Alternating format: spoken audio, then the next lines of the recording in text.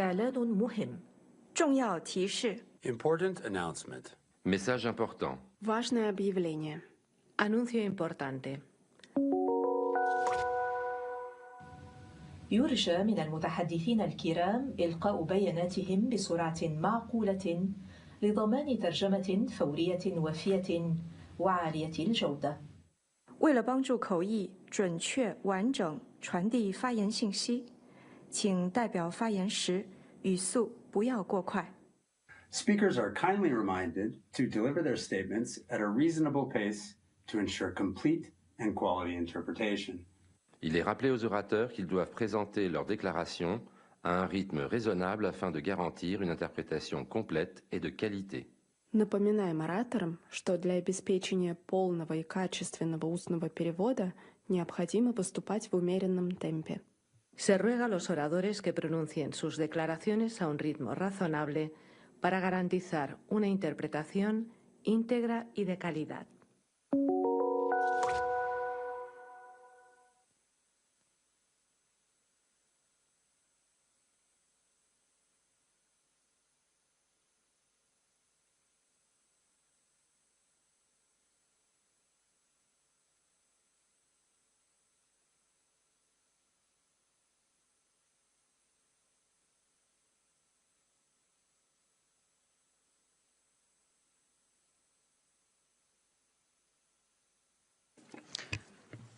Muy buenas tardes. A very good afternoon to you, distinguished colleagues. I call to order the 28th meeting of the 59th session of the Human Rights Council. This afternoon, we will resume our interactive dialogue with the Special Rapporteur on contemporary forms of racism, racial discrimination, xenophobia, and related forms of intolerance. We shall resume our list of speakers, the first of which this afternoon is Togo. Togo, you have the floor. Merci, Madame. Thank you, Madam President. The delegation of Togo thanks the Special Rapporteur for her report, which tackles the issue of intersectionality from the racial justice perspective. Togo agrees on the need for states and international organizations to have an intersectional approach to combat racism, xenophobia, and intolerance, as these scourges are taking on diverse forms today and affect many sectors of social life. Madam Special Rapporteur, we particularly endorse your recommendation, which calls upon states to tackle systemic racism through drafting and applying global approaches on reparatory justice to right the wrongs of the past, in particular colonialism and slavery. This is why Togo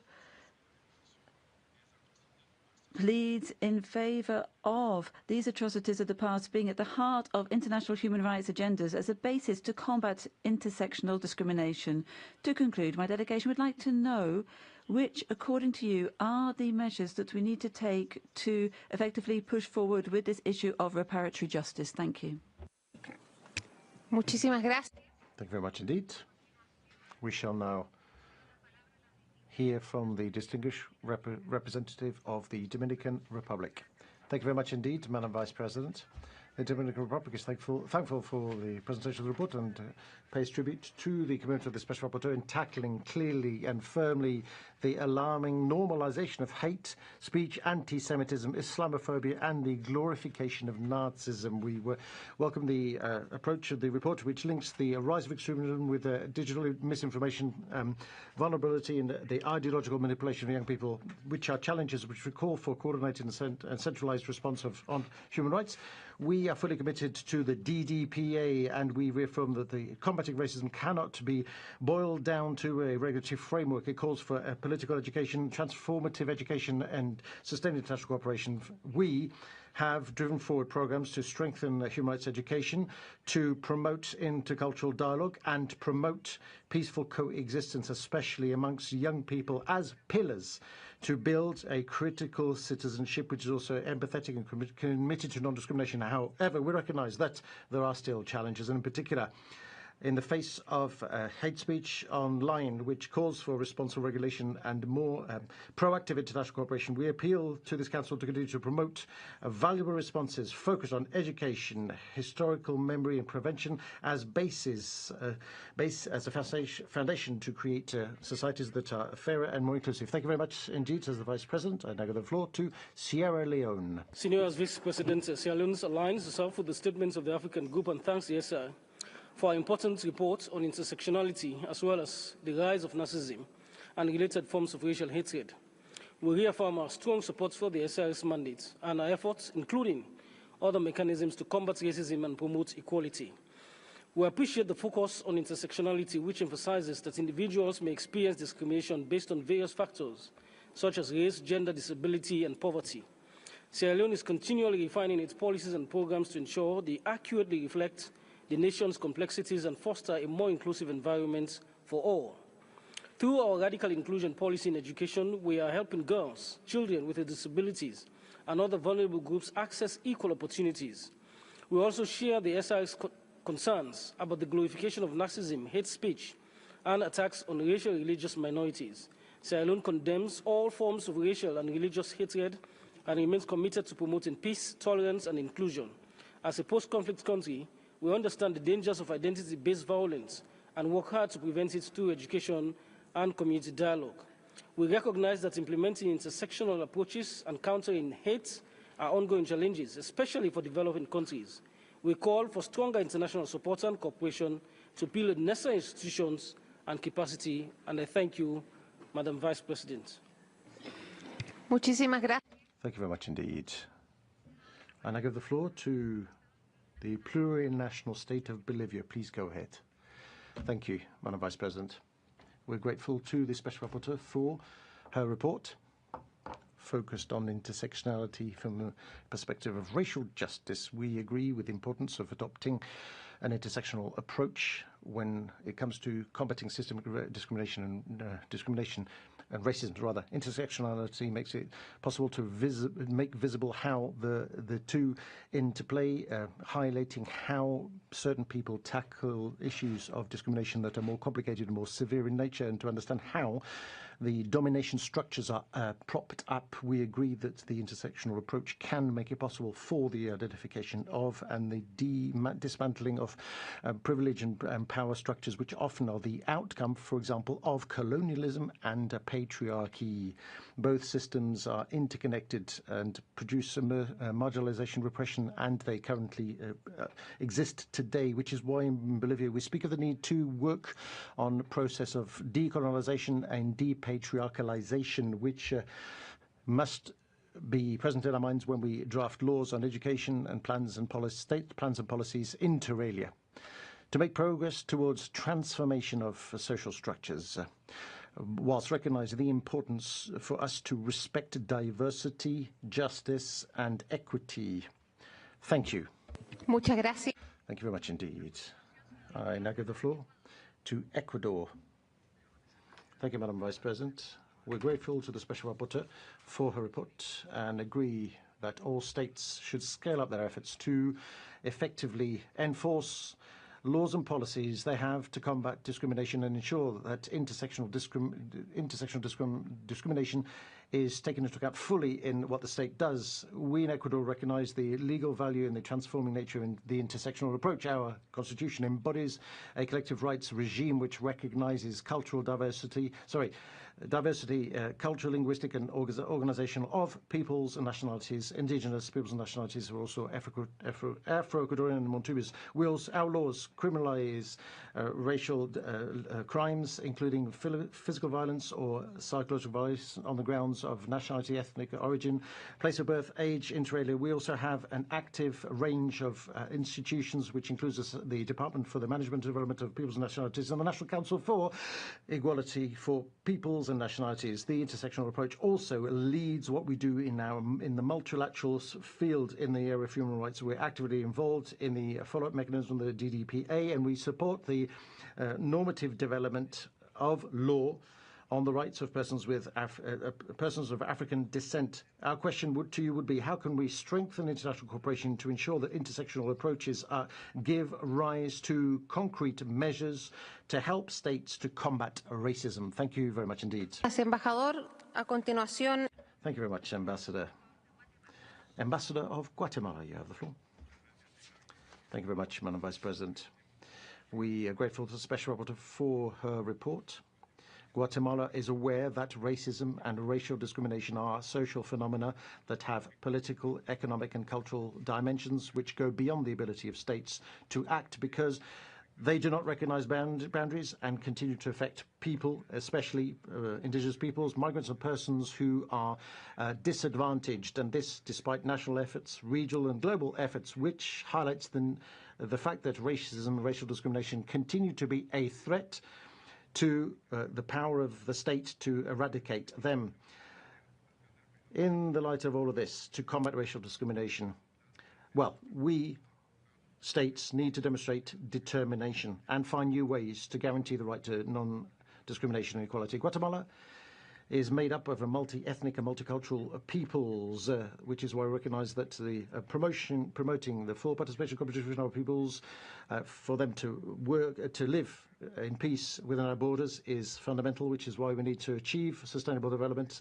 Under the administration of President Arevalo, Guatemala is today prioritizing strategies and establishing important partnerships in order to embody in our processes to plan and develop national policies, elements which will contribute to the elimination of racism, xenophobia, racial discrimination, in order to achieve the SDGs. We need to tackle the deep causes of racism and all forms of racial discrimination, and leave no one behind. Thank you. Muchas gracias, embajador. A continuación, Thank you. Italy, you have the floor. Thank you, Madam Vice President. Italy aligns itself with the EU statement. Last March, we celebrated the 60th anniversary of the adoption of the International Convention on the Elimination of All Forms of Racial Discrimination, which marked a major step forward in a global fight to eradicate racism. Since Italy's accession to the Convention in 1975, the fight against all forms of discrimination has been an integral part of our commitment to protect and promote human rights, also in compliance with the Italian Constitution. In this regard, Italy has accepted many of the recommendations formulated during the fourth UPR cycle concerning contemporary forms of racism and xenophobia, including by adopting the new National Plan Against Racism, Xenophobia and Intolerance on June 12th.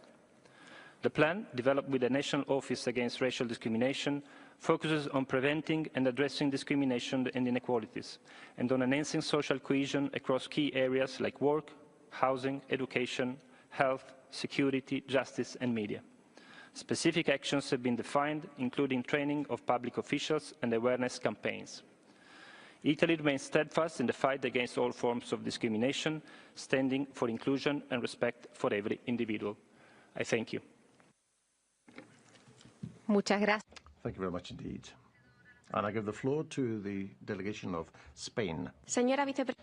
Madam Vice President, Spain supports what was said by the EU and thanks the Special Rapporteur for her reports. We agree with you in the need to combat discrimination by using an intersectional approach because racism and other forms of intolerance affect concretely racialized women, Afro-descendant women, migrant women, and our public policies must be geared towards the concrete needs of these women.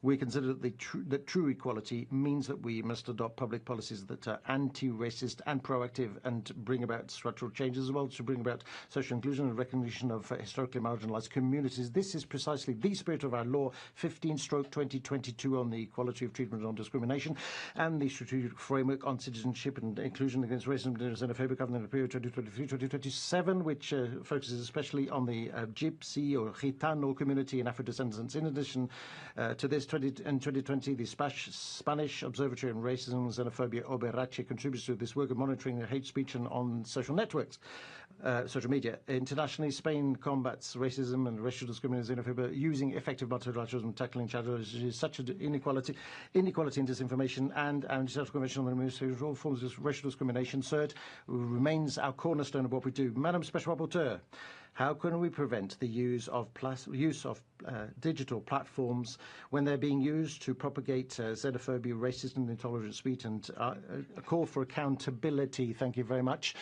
Pakistan, you have the floor. Madam Vice President, we thank the SR for presenting her report. We remain deeply concerned over increasing manifestations of racism and underline the need to confront it globally.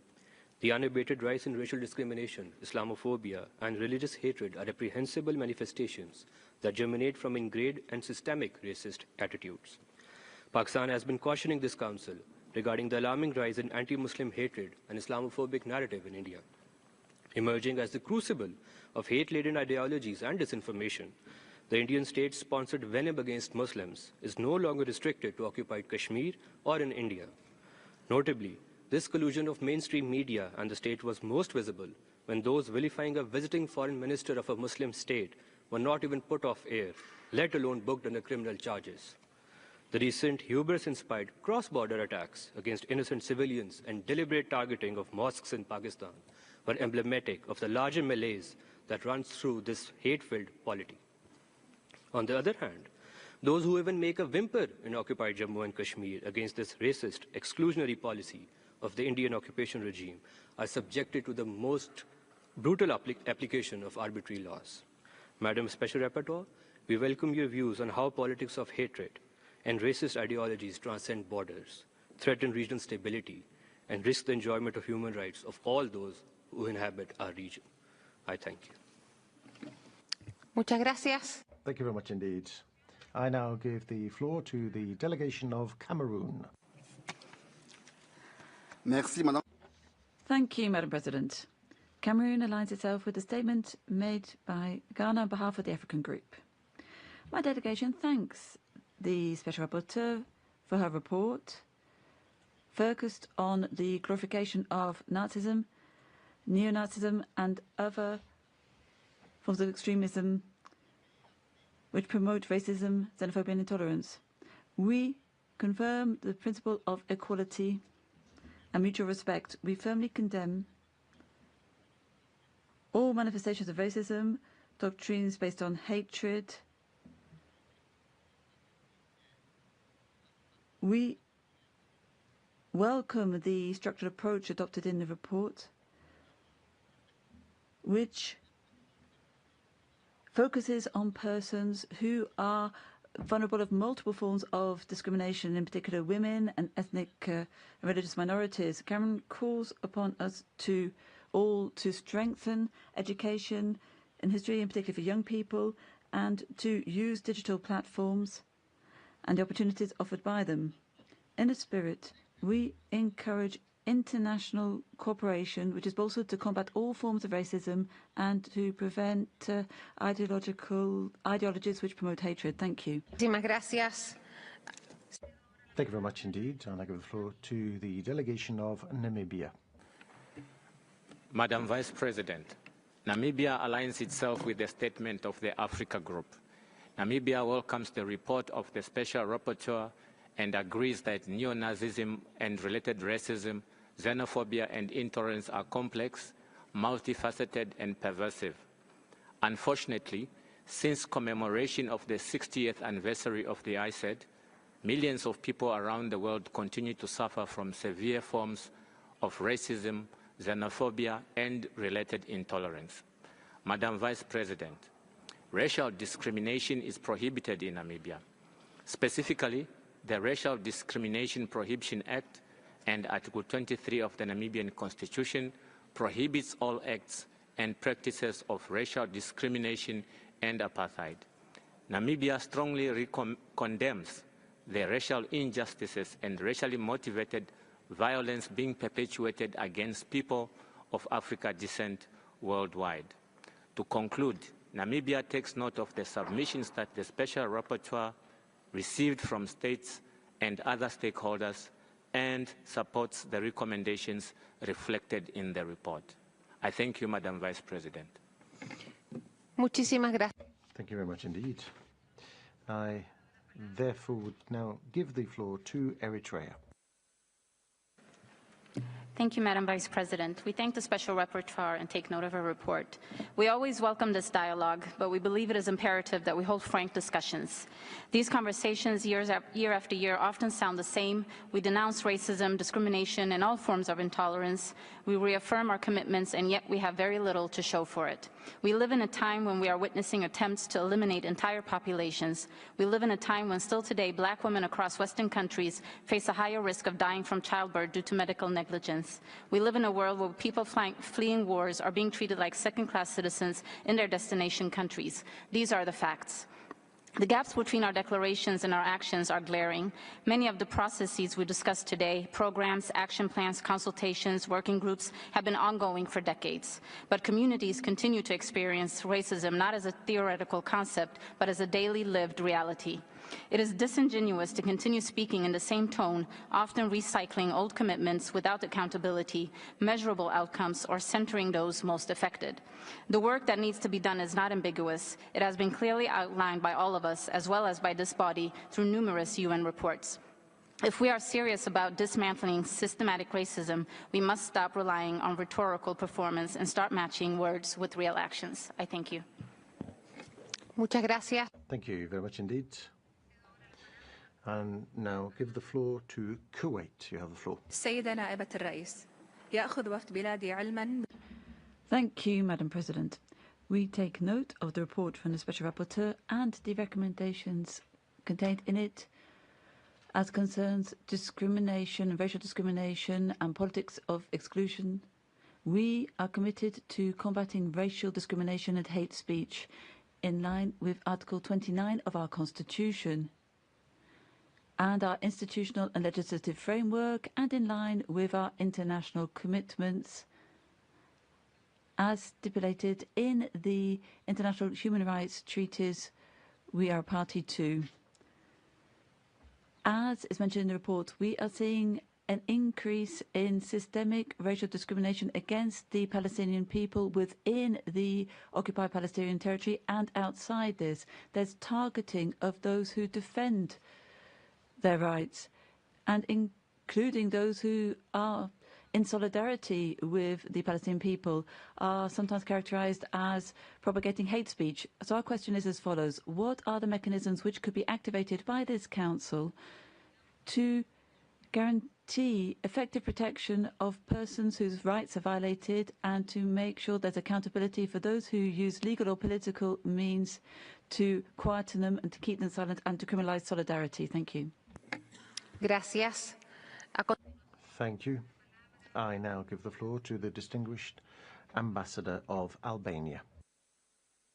Thank you, Madam Vice President. Albania thanks the Special Rapporteur for her report. We note with concern a global increase in cases of discrimination, intolerance and violence motivated by Islamophobia, anti-Semitism and Christianophobia, which directly affect the enjoyment of human rights and threaten religious harmony and coexistence. We welcome the Special Rapporteur's recommendation, particularly those related to the need to intensify awareness raising and educational efforts, particularly among young people, strengthen mechanisms for regulated online content, and promote tolerance, respect for human rights and diversity. Nationally, we have successfully implemented vigorous policies to prevent and combat all forms and manifestations of racism, xenophobia and intolerance, adopting appropriate legislation, establishing national independent institutions to prevent and combat this phenomenon. In concrete terms, the Albanian Commission for Protection Against Discrimination plays a key role in preventing and combating discrimination. We recognize that challenges remain. Albania remains committed to strengthening its legislative framework and institutional mechanism to combat all forms of discrimination. Finally, Albania expresses its commitment to fully cooperate with national, regional and international mechanisms and institutions to build a world free from racism and intolerance. I thank you. Muchas gracias. Thank you very much indeed, Ambassador. And I give the floor to the delegation of Costa Rica. You have the floor. Thank you, Madam Vice President. We thank the Rapporteur for her report and welcome in particular her intersectional approach proposed from the perspective of racial justice. My country restates its commitment to the principles of equality and non-discrimination enshrined in international human rights law and highlights efforts made to guarantee equitable access to rights by our peoples, namely Afro-descendants, indigenous and migrant peoples. We have currently been organizing information workshops on the development of national strategy for a society free of racism, racial discrimination, xenophobia, whose purpose is to communicate the path to follow after the conclusion of our national policy for a society free of racism, racial discrimination, xenophobia 2014-2025, which has led to our national strategy, which will update a number of the aspects of the general guidelines, management models and assessment of the existing policies. Thus, we are seeking to ensure that what the state does is cross-cutting as it seeks to combat racism and racial discrimination by promoting the realization of human rights for all our peoples and using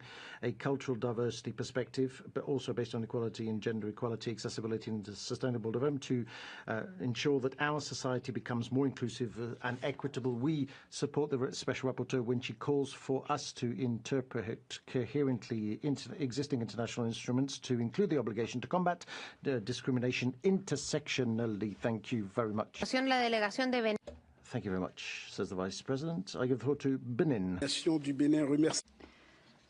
Madam President, the delegation of Benin thanks the Special Rapporteur for her report and aligns itself with the African Group statement. As underscored in the report, an intersectional approach is vital to fully understand and combat systemic racism and multiple forms of discrimination, oppression and marginalization. In Benin, we have rich cultural and ethnic diversity, and our constitution guarantees equality before the law for all, with no distinction to origin, race, and so on, and it recognizes the same rights for foreigners resident in our territory. And in this spirit, we adopted in 2024 a law recognizing the citizenship of Benin for Afro-descendants. And as a party to different international instruments to combat racial discrimination, including ICERD, we had the pleasure of presenting our initial report in August 2022.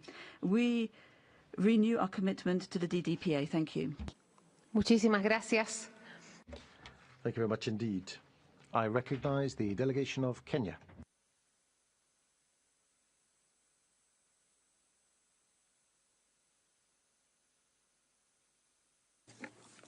Entiendo que no están en sala. It appears that Kenya is not in the room, so may I give the floor to Belarus?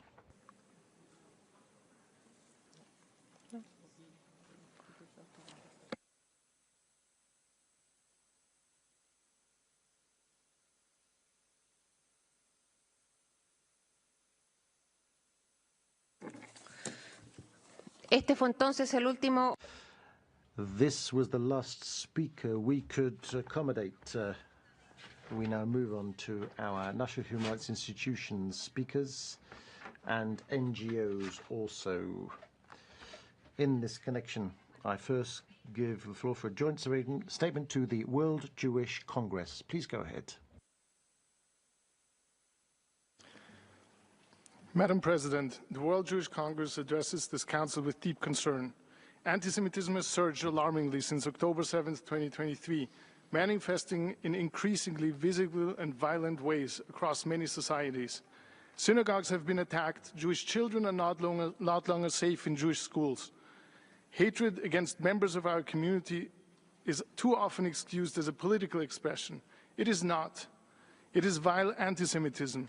We have consistently brought this to your attention in the hope of galvanizing meaningful and unified action. An urgent and coordinated response is needed now. Let us be clear. Anti-Semitism is not activism. It is hatred, pure and simple.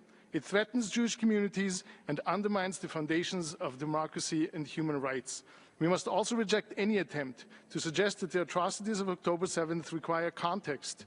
There is no context, none whatsoever, that excuses the massacre of civilians that has been done to women and children or the execution of youth at a music festival.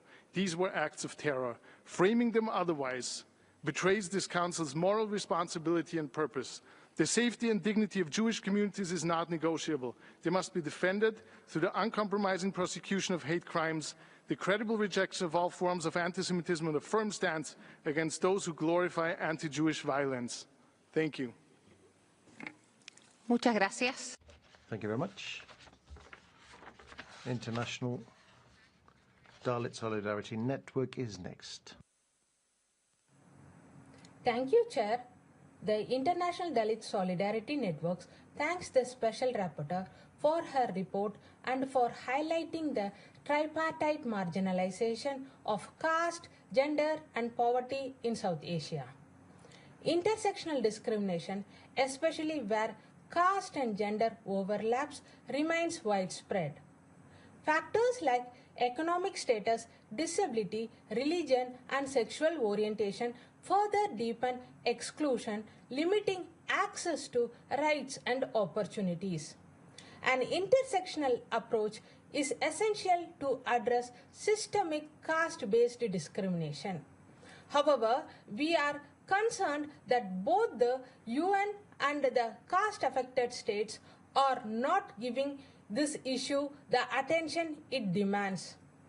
We urge member states to consult diverse Dalit women in empowerment efforts, collect disaggregated data by caste, gender, religion, and disability and sexual orientation. Strengthen justice system to prevent and respond to caste and gender-based discrimination and violence. Thank you.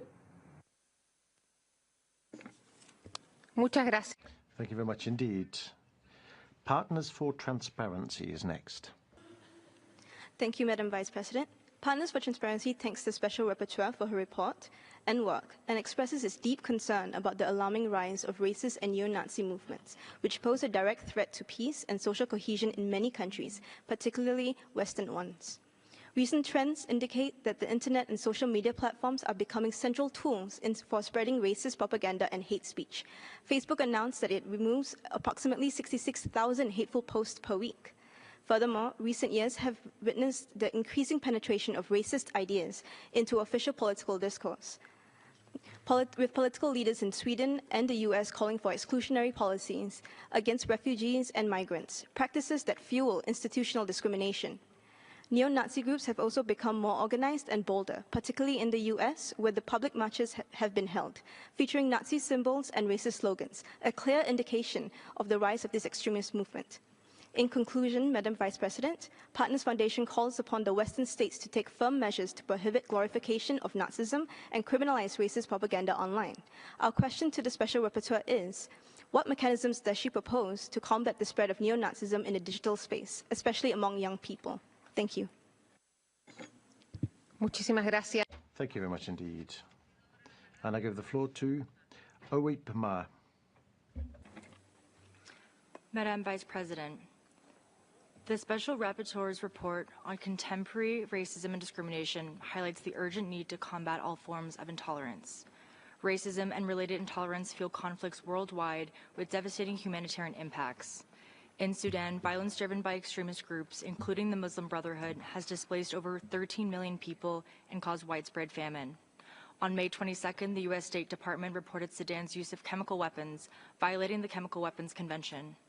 Oweipma calls on Sudan to seize all chemical weapons and use to comply with international obligations.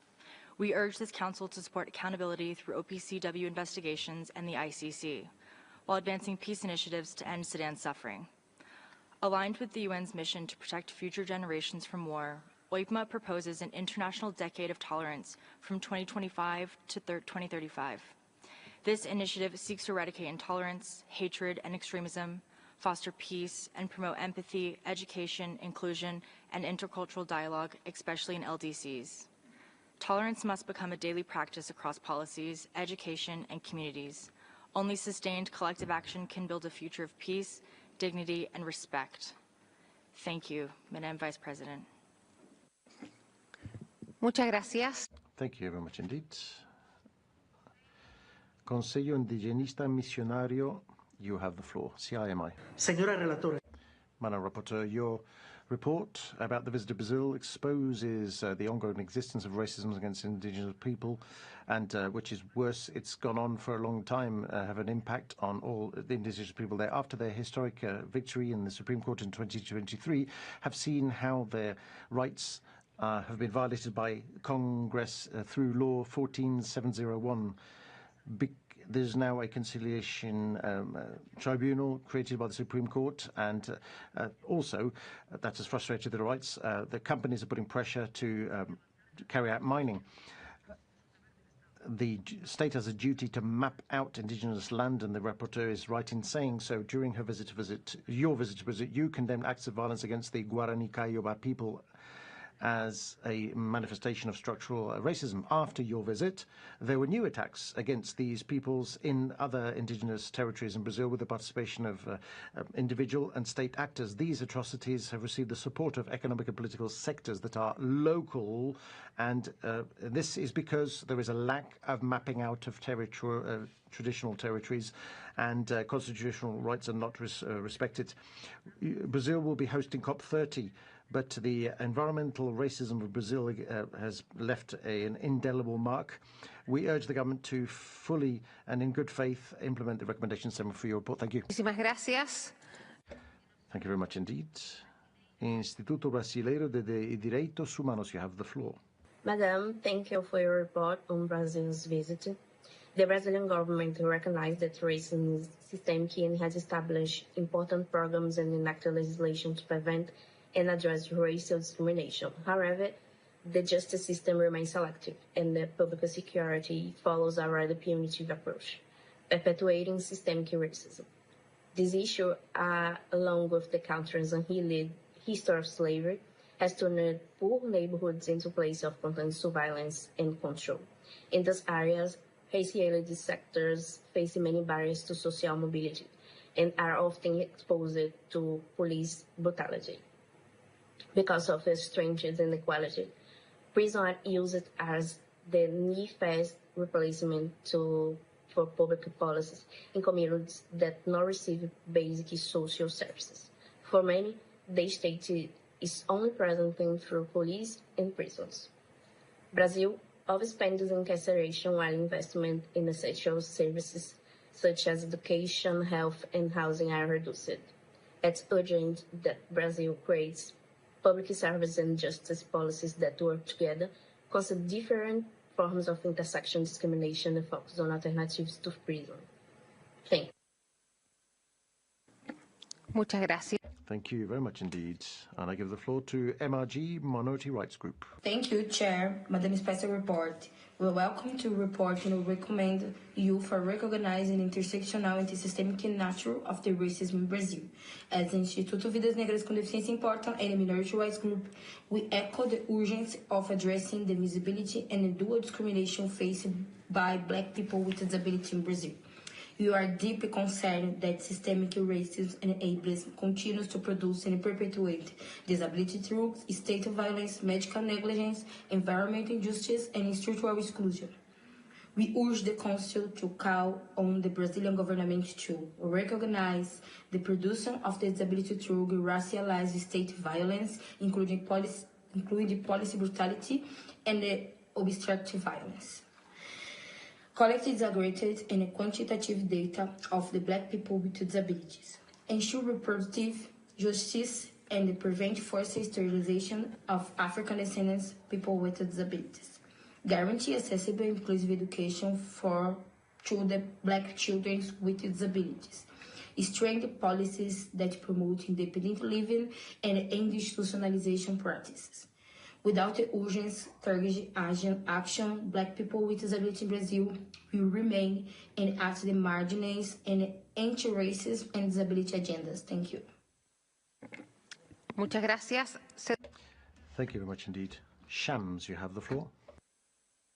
Madam Special Rapporteur, Shams expresses its deep concern over Israel's persistent and systematic racial discrimination and apartheid policies against the Palestinian people in clear violation of international human rights law and international humanitarian law, including the International Convention on the Elimination of All Forms of Racial Discrimination.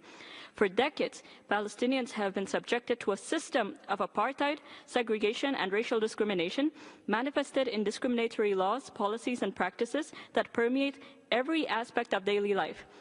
This includes the illegal construction and expansion of settlements, the forced displacement of Palestinian communities, restrictions on movement, arbitrary arrests, home demolitions, and the denial of basic rights solely based on national and ethnic identity.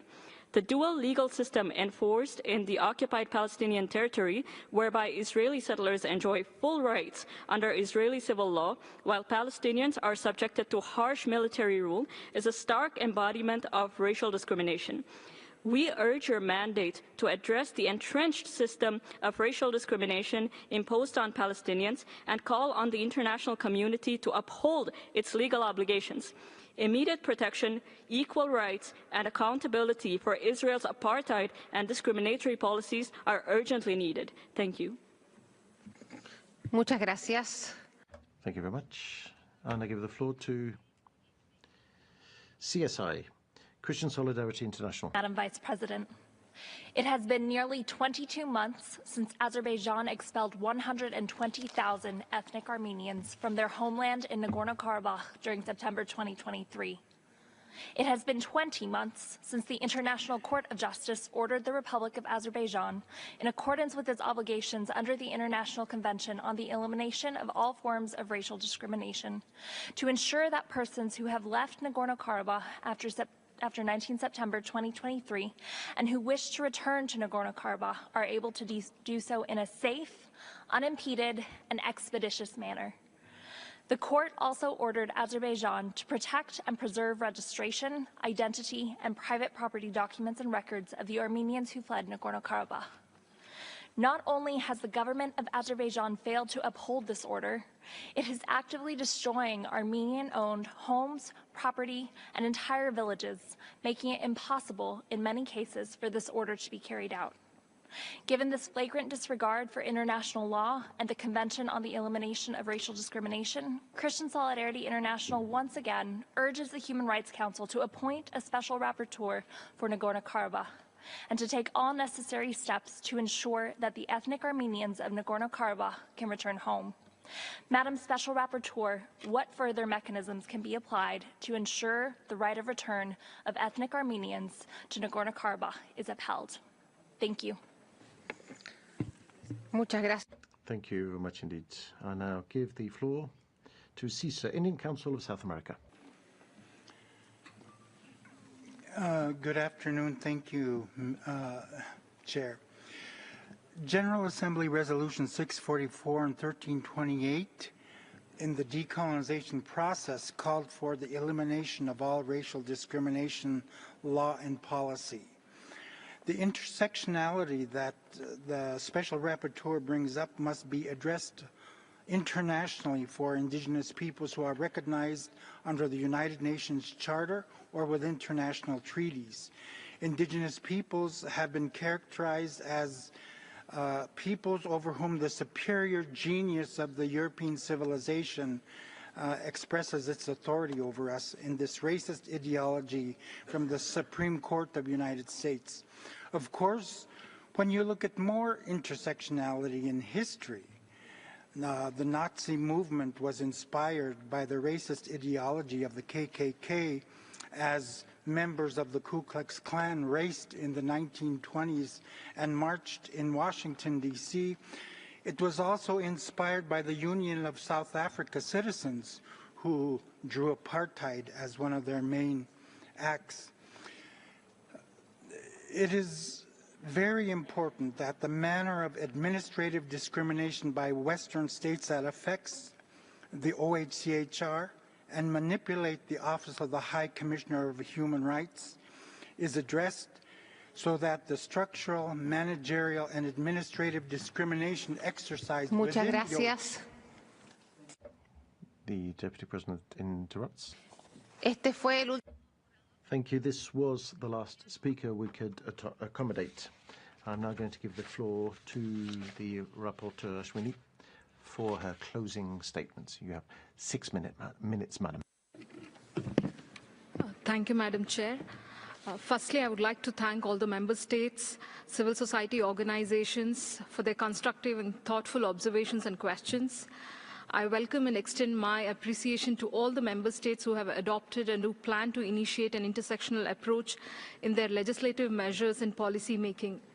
Across both my reports, a clear pattern emerges. Structural inequality, when left unaddressed, creates fertile ground for rising hate, systemic violence, and the deepening exclusion of racially and ethnically marginalized groups. And the findings are troubling and demand urgent and coordinated response. From my report on neo-Nazism, I underscore that racism, xenophobia, anti-Semitism, and Islamophobia are not isolated or episodic. They're complex, multifaceted, and increasingly normalized, and stakeholder submissions reveal a marked rise in racially motivated hate crimes, anti-Semitic and anti-Muslim incidents in the recent past, and the mainstreaming of far right-wing ideologies into public discourse and politics. And this is further exacerbated by declining content moderation on social media platforms and algorithm amplification of harmful content, often targeting young people for extremist recruitment. In this light, I urge member states to reaffirm their international legal obligation and adopt coordinated national responses. And it's highly important for member states to implement comprehensive measures to address hate speech and incitement to racial and religious hatred. And this must be done while protecting the right to freedom of expression, guided by the Rabat Plan of Action and General Recommendation number 35 of the Committee of the Elimination of Racial Discrimination. Most importantly, specific actions is required to regulate online platforms. States must mandate effective content moderation, hold companies accountable for providing a platform for propagating hate, and combat the algorithm spread of racist and neo-Nazi ideologies. Member states must take serious note of corporate accountability pertaining to hate speech disseminated on social media platforms. I also call for criminalization of acts that glorify Nazism and incite racial hatred, alongside the adoption of national action plans to combat racism and far-right extremism. Finally, disaggregated data is essential, and states must systematically collect and publish data on hate crimes and hate speech, including incidents that promote neo-Nazi ideologies, and the data is to be disaggregated by race, ethnicity, religion, gender, caste, and other relevant markers. With regards to the comments and questions on best practices to adopt intersectional approach and reparatory justice, and to improve international standards, and tangible actions to be taken for the adoption of intersectional approach, I would like to reiterate that there is a dire need to change the pedagogy and discourse of legislative reforms to develop intersectional approach in policy making. And my report emphasizes that understanding and addressing racism and racial discrimination and other forms of similar discrimination today requires an intersectional approach. And I must say that intersectional approach is not a theoretical preference, it is a legal and empirical necessity. And intersectionality has to be grounded in the lived experiences of affected persons, must be integrated in all aspects of policy, law, and institutional reforms, and member states must ensure that those impacted by systemic racism, such as women of African descent, Dalit, indigenous women, Roma, Muslim, and Arab women, Palestinian women, persons with disabilities, LGBTQI individuals, stateless persons are not merely consulted but meaningfully included in shaping solutions. Most importantly, intersectionality must be legally recognized and reflected in comprehensive anti-discrimination frameworks. Legal definition should reflect lived experiences, and it is essential to adopt special measures like that of affirmative action in education, employment, and political representation, including targeted resources for social inclusive policies and community programs. And these community programs must be designed and evaluated using intersectional lens, and the voices of those affected should shape the rational design and outcome of such measures. Apart from this, the data system must be restructured. I urge member states to collect and report disaggregated data across multiple axes: race, caste, gender, disability, religion, migration status, and combine qualitative findings with quantitative accounts to ensure policy is grounded in real-world experiences. And states should adopt and implement reparatory justice mechanisms that address the structural and historical roots of racial and intersectional discrimination, including colonialism, slavery, caste oppression, and patriarchy. And in addition, reparations must be comprehensive, embedded in institutional framework. I would like to conclude by stating that it is now incumbent upon us to move from acknowledgement to action through law, education, policy, data, and accountability. And the credibility of our international human rights system rests on our commitment to confront the most entrenched, interconnected, systemic forms of inequality. I thank you. Muchas gracias. Thank you very much indeed. This brings us to the end of the interactive dialogue. We'd like to thank Ms. Ashwini for her involvement and the presentation of her report. Thank you very much indeed, Madam. Excelencias. Excellencies, my understanding is that some delegations have requested to avail themselves of their right of reply in connection with statements under Agenda Item 9. May I remind delegations that pursuant to our current customary practice, the right to reply can only be exercised in response to statements made from the podium. Delegations cannot exercise the right to reply against a statement made by a presenter on the podium during the HRC. This includes the High Commissioner, mandate holders, or any other expert or representative of a subsidiary body of the Human Rights Council. I now give the floor in that connection to the distinguished representative of India. You have 3 minutes. Thank you, Madam Vice President. Indian delegation is compelled to exercise its right of reply in response to yet another baseless and malicious statement by Pakistan, a habitual offender in misusing UN forums to peddle falsehoods and propaganda. Terrorism is the greatest enemy of humankind, and Pakistan's desperate attempts to invert reality by distorting facts are not only misleading, but also deeply ironic, given its well-documented role as the epicenter of cross-border terrorism. The Council needs no lecture from Pakistan, a country where minorities face systemic discrimination and persecution, often with the direct involvement by the state. On 22nd April 2025, 26 innocent Indian tourists were brutally massacred in Pahalgam, Jammu and Kashmir, victims of a barbaric terrorist attack orchestrated by Pakistani terrorists. This heinous act, rightly condemned by the UN Security Council, lays bare the true face of Pakistan's state-sponsored terror apparatus. The Pakistan's attempts to mischaracterize India's targeted and proportionate counter-terror operations are not only false, they are unacceptable. A nation that glorifies UN-designated terrorists with public honors and state funerals forfeits any credibility when it comes to preaching peace or human rights. Pakistan's record is not a matter of opinion, it's a matter of international infamy. Madam Vice President, the only crisis in Jammu and Kashmir stems from Pakistan's continued export of cross-border terrorism and its attempts to ruin the local economy, a direct consequence of its continued sponsorship of terrorism as state policy. Let us be clear, no amount of pretense or repetition can lend credibility to Pakistan's fabricated narrative. The international community is not blind to its pattern of distortion and denial. We urge Pakistan to look inward, address the rot of terrorism within its borders, and cease its obsessive and futile attempts to vilify India on the world stage. It would do well to focus on its internal human rights and treatment of minorities rather than wasting this esteemed Council's time. I thank you. Muchísimas gracias. Thank you very much indeed. May I now give the floor to the distinguished representative of Pakistan, who also has 3 minutes. Vice President, what is the definition of a rogue state? A rogue state holds the international law in utter contempt and violates its every precept unabashedly. A state that illegally occupies a UN-recognized disputed territory, disregards UNSC resolutions, and shamelessly attempts to perpetuate its illegal occupation. A state that violates every human right of those under its illegal occupation.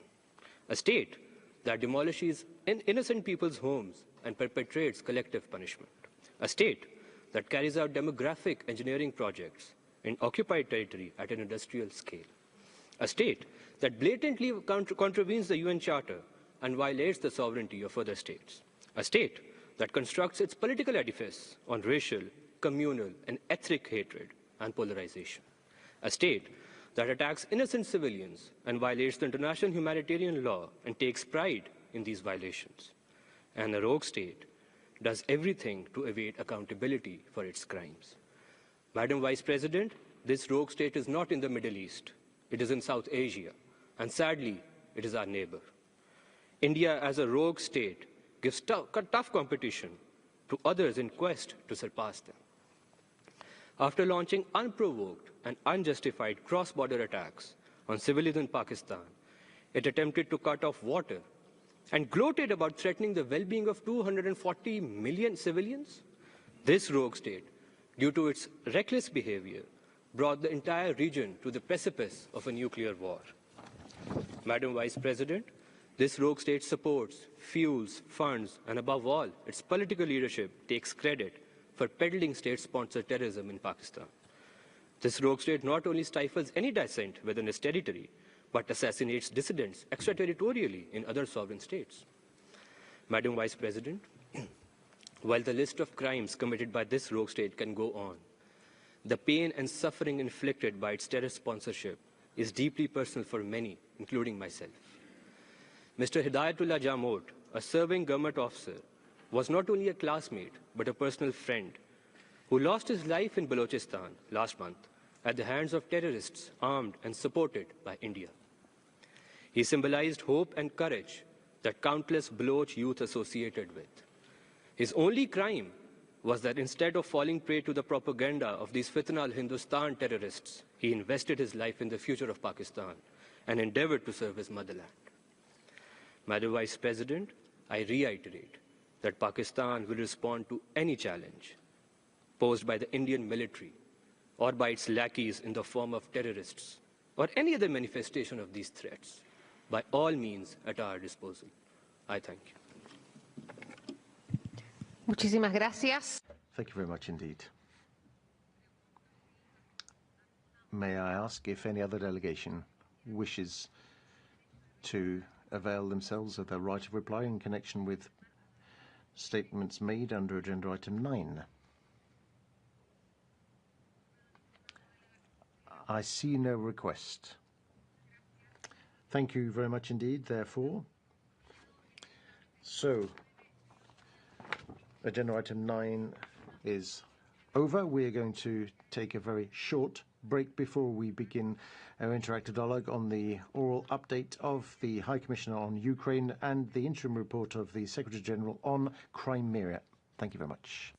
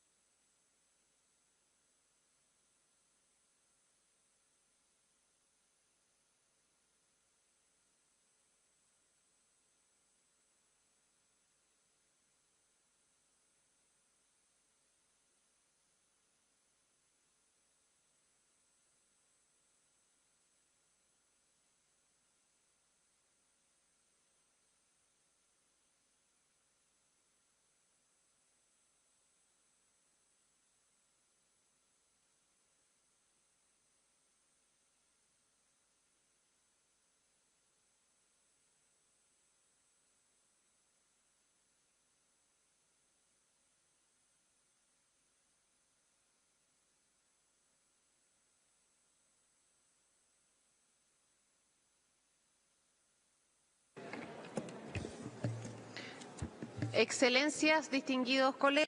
Excellencies, distinguished colleagues, I call to order agenda item 10, technical assistance and capacity building.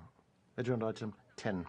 We shall now start with our interactive dialogue on the oral update of the High Commissioner on the conclusions contained in the periodic report of the OHCHR on the human rights situation in Ukraine, pursuant to the provisions of Resolution 53/30 of the Human Rights Council, and on the interim report of the Secretary General on the human rights situation in Ukraine's temporary occupied territories, including the Autonomous Republic of Crimea and the town of Sebastopol, pursuant to the content of Resolution 79/184 of the General Assembly.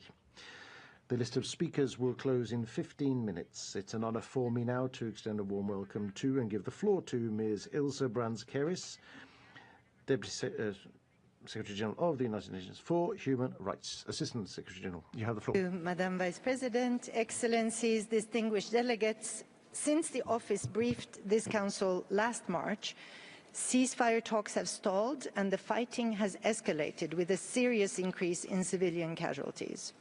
Along the front line, Russian armed forces have continued their push to acquire control of further territory. Attacks with short-range drones have killed and injured hundreds of civilians, particularly older people. In April, May and June, nearly 50% more civilians were killed or injured than in the same period in 2024. More than 90% of these casualties were in territory controlled by Ukraine. The trend over the past 2 years is that civilian deaths and injuries have peaked in the summer months. In April, the office documented that some of the missiles that struck cities were equipped with warheads that exploded in the air, scattering fragments across large areas. In some cases, several drones struck the same hospital. In the night of 16th to 17th of June alone, an hours-long attack killed more civilians in Kiev than any other attack in nearly a year. These attacks are instilling terror and anxiety in cities across Ukraine. We call again on the Russian Federation to cease the use of force against Ukraine immediately, in line with United Nations General Assembly resolutions, the United Nations Charter and other applicable international law, including the binding order on provisional measures of the International Court of Justice. Madam Vice President, there is some positive news. The ceasefire negotiations have facilitated the return of hundreds of prisoners of war, the bodies of deceased soldiers and some civilian detainees. Families who lived in uncertainty and anxiety for many months or even years finally have some answers about the fate of their loved ones. Soldiers have reunited with their families.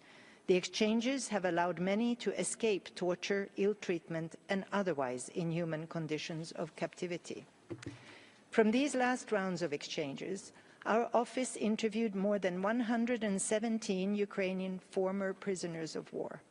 They provided detailed, consistent accounts of torture and cruel, inhuman, or degrading treatment, including sexual violence in Russian captivity, often corroborated by their injuries and the accounts of other former prisoners.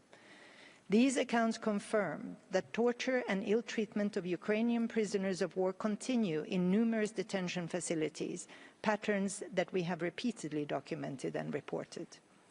I reiterate the High Commissioner's call on the Russian authorities to ensure that prisoners of war are treated in accordance with international humanitarian and human rights law. The law is equally binding on the Ukrainian authorities. We continue to interview Russian prisoners in Ukrainian captivity. And although the scale is not comparable, we have documented cases where Ukrainian authorities have used torture and ill treatment in the early stages of captivity in unofficial places of detention. Ukrainian authorities have launched investigations into several of these allegations. Our office calls on them to ensure that these investigations are carried out in line with international standards. Madam Vice President, in addition to presenting our office periodic report on the human rights situation in Ukraine, I also present the United Nations Secretary-General's interim report on the occupied territories. Despite repeated requests, the Russian Federation has regrettably not granted our office access to these territories. We have therefore continued our monitoring based on remote methodology. The Russian Federation continues to violate its obligations as an occupying power under international humanitarian law, notably by imposing its legal and governance system in the occupied territory, compelling inhabitants to swear allegiance to it, and transferring protected persons within occupied territory and deporting protected people to the Russian Federation. In the last 6 months, we have also documented an increase in efforts by the Russian Federation to unlawfully expropriate the private property of people who have been displaced, which is also a violation of international humanitarian law. My office is concerned that the Russian authorities have set in train processes that will facilitate expropriations on a large scale in Mariupol. The Russian authorities continue to impose severe restrictions on civic space in the occupied territory, in particular on exercise of freedom of expression. Legitimate criticism of the occupying authorities, disagreement with policies, or even simple expression of sympathy with victims of the war are often met with administrative court proceedings and fines, and in worst-case scenarios, harsh prison sentences. This is irreconcilable with international human rights law. Madam Vice President, at the last session of the Human Rights Council, the High Commissioner called for an end to attacks on civilians and the use of explosive weapons in populated areas. He called for torture and mistreatment of prisoners of war to end, and for the Russian Federation to respect the human rights of people in areas under its occupation. And he emphasized that peace is more imperative than ever. Those calls are even more urgent today. Thank you.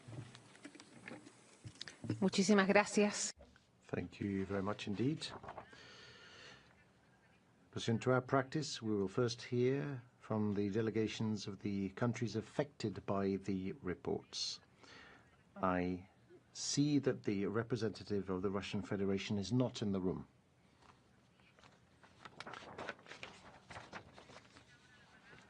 I now, therefore, give the floor to the distinguished representative of Ukraine. Ambassador, you have 5 minutes. Thank you, Madam President. We thank the Assistant Secretary General for her update and commend the work of the UN Human Rights Monitoring Mission in Ukraine.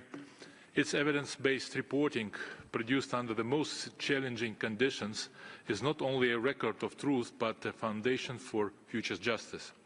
We are deeply grateful for this commitment to exposing the realities of Russia's war against Ukraine. The mission's office is situated in Podil district in Kiev, in the heart of our capital. Just like all residents of Kiev, its staff is subjected to daily attacks by drones and ballistic missiles launched by Russian armed forces targeting civilian objects, while with the aim of killing, injuring and terrorizing as many Ukrainians as possible, to wipe the ancient capital of Ukraine off the face of the earth. The latest figures contained in the report are alarming. The overwhelming majority of civilian casualties occurred as a result of Russia's intensified, relentless aerial attacks. While its missiles strike hospitals and playgrounds, Russia continues to falsely claim it targets military infrastructure. This is not warfare, it is terrorism celebrated with impunity. Madam Assistant Secretary General, we also take note of the information of the alleged violations from the Ukrainian side and will examine them with full seriousness in line with our international obligations.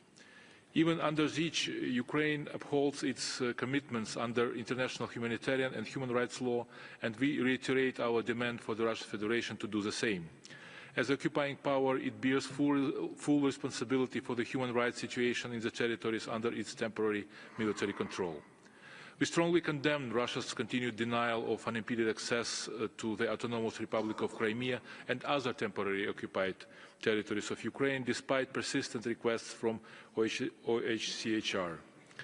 This deliberate obstruction seeks to conceal the grave human rights violations committed in those territories. It is not only a violation of international law, but a direct affront to the values of United Nations.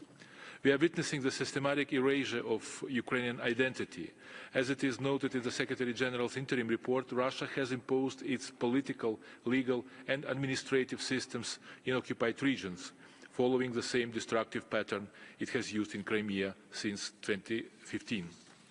The March 2025 decree redefining the legal status of Ukrainian citizens, the recent ban on Ukrainian language instruction in schools, and the illegal expropriation of property belonging to displaced Ukrainians all point to a policy of demographic engineering. These acts risk irreparable harm to future generations and jeopardize prospects for a comprehensive, just and lasting peace. Torture, summary executions, arbitrary detention, sexual violence and enforced disappearances remain defining features of Russia's war.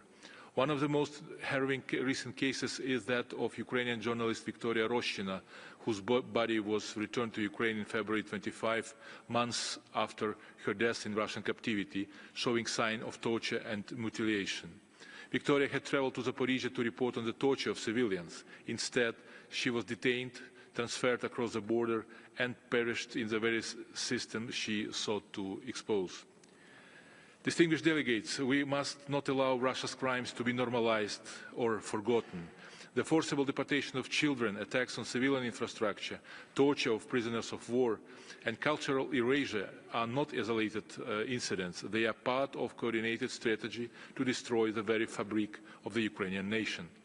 In this regard, we are happy to inform that on June 25 in Strasbourg, President of Ukraine Volodymyr Zelensky and Secretary General of the Council of Europe Alain Berset signed the agreement between Ukraine and the Council of Europe on the establishment of the Special Tribunal for the crime of aggression against Ukraine. The Special Tribunal is the first international judicial body since World War II with jurisdiction to investigate and prosecute individuals regardless of their position, suspected of committing the crime of aggression. The establishment of the tribunal marks the culmination of years of legal work of Ukraine, its partners, Council of Europe, European Union, to ensure justice for the victims of Russian aggression. Justice must be sought for every life destroyed, every child taken, every community left in ruins. Together, we have the moral duty to ensure that these grave crimes do not go unpunished, and that those responsible are truly held to account. I thank you. Muchas gracias, Thank you very much, Ambassador. May I now call upon interested delegations to put questions and make comments on what you have just heard. First, on behalf of a group of countries, may I give the floor to Her Excellency Elina Valtonen, Minister for Foreign Affairs of Finland. You have the floor, Madam. President, I will speak on behalf of the Nordic Baltic states. We thank the High Commissioner for this update. Russia continues its ruthless attacks against civilians, demonstrating its unwillingness to seek peace. We condemn the devastating airstrikes across Ukraine, which may amount to crimes against humanity. We remain deeply alarmed about the unlawful deportation and transfer of Ukrainian children. We urge Russia to ensure their safe and immediate return. We commend the progress in the exchange of prisoners of war, yet we are gravely concerned about the reports of the systematic torture and execution of Ukrainian soldiers and civilians. Finally, we support all efforts towards a sustainable and lasting peace in Ukraine. Any solution must fully uphold Ukraine's independence, sovereignty, and territorial integrity within its internationally recognized borders. We stand with Ukraine for as long as it takes. Thank you. Thank you very much indeed.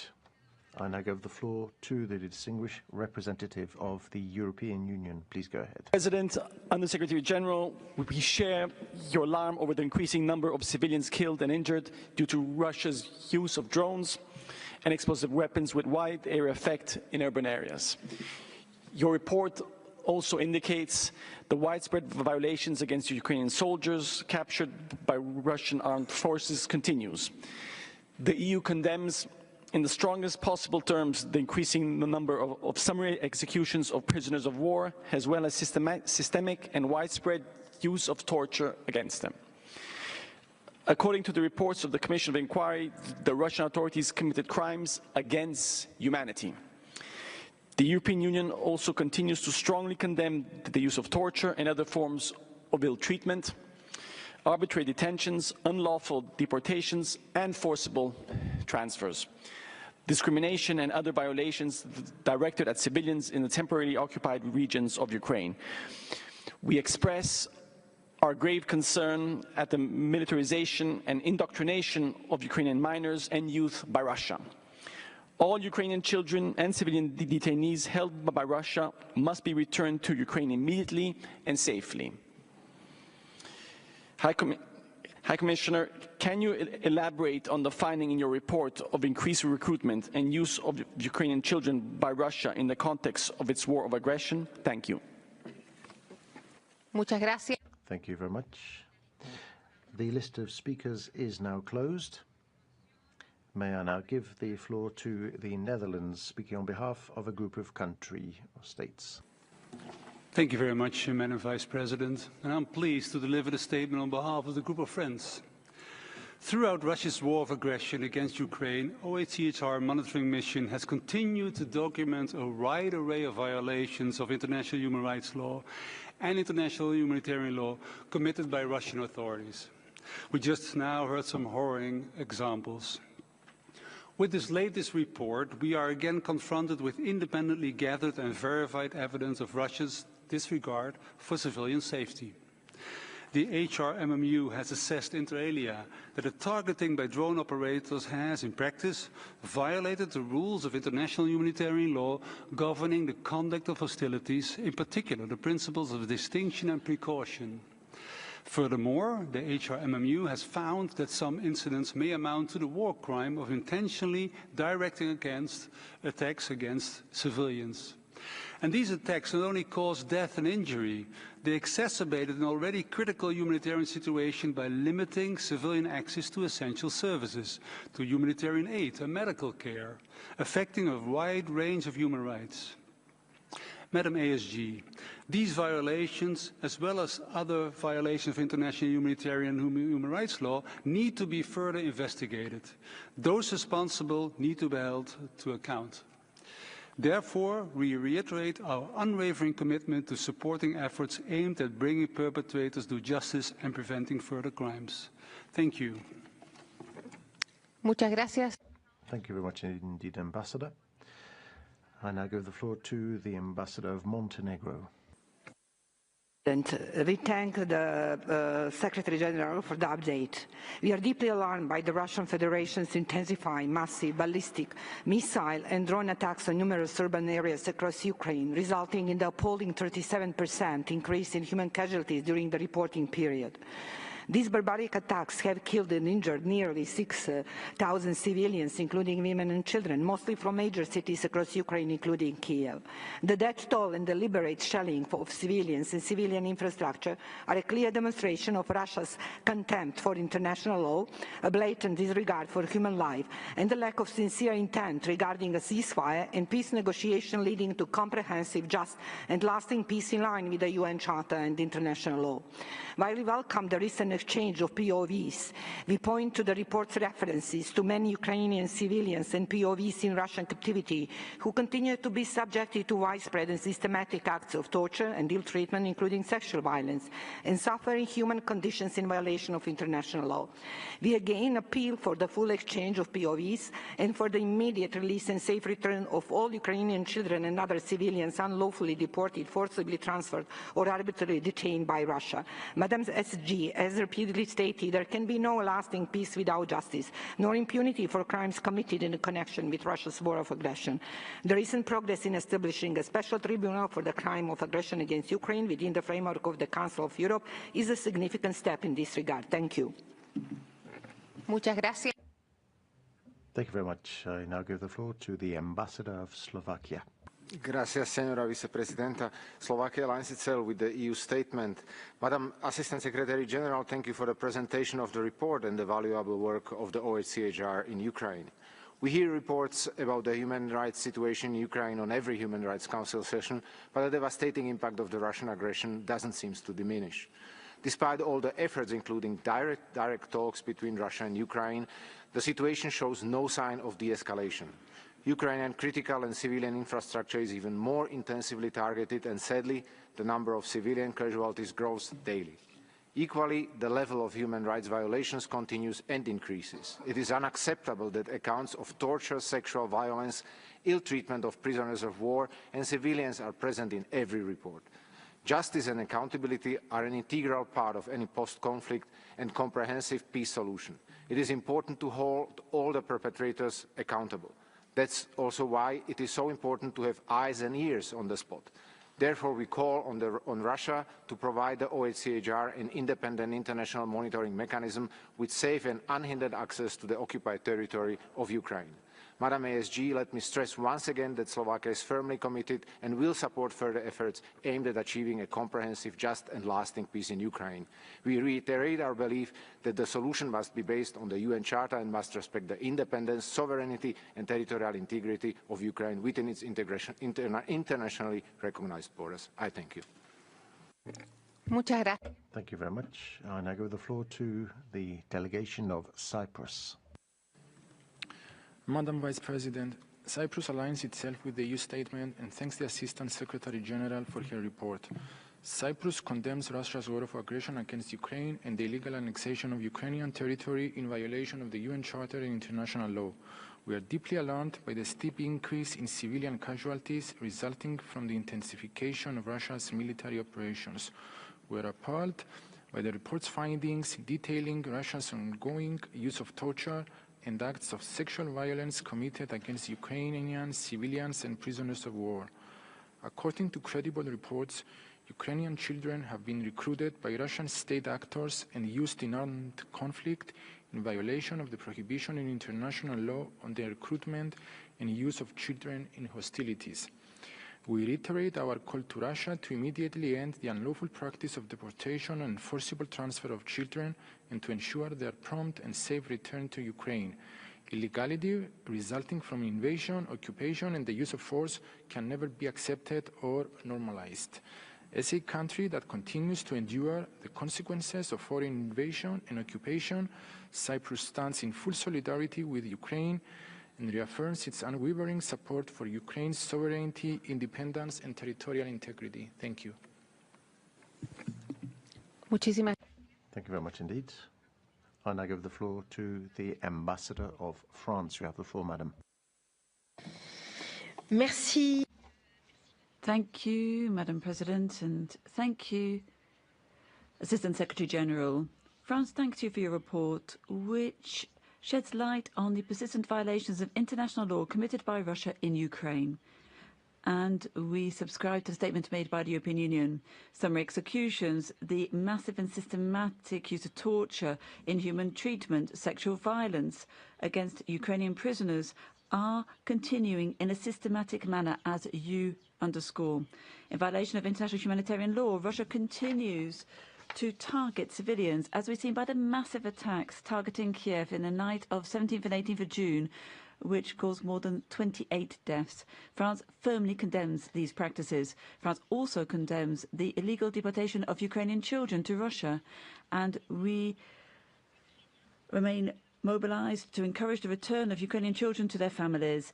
In the illegally occupied territories occupied by Russia, the populations are forced to accept Russian nationality to have access to healthcare or to work.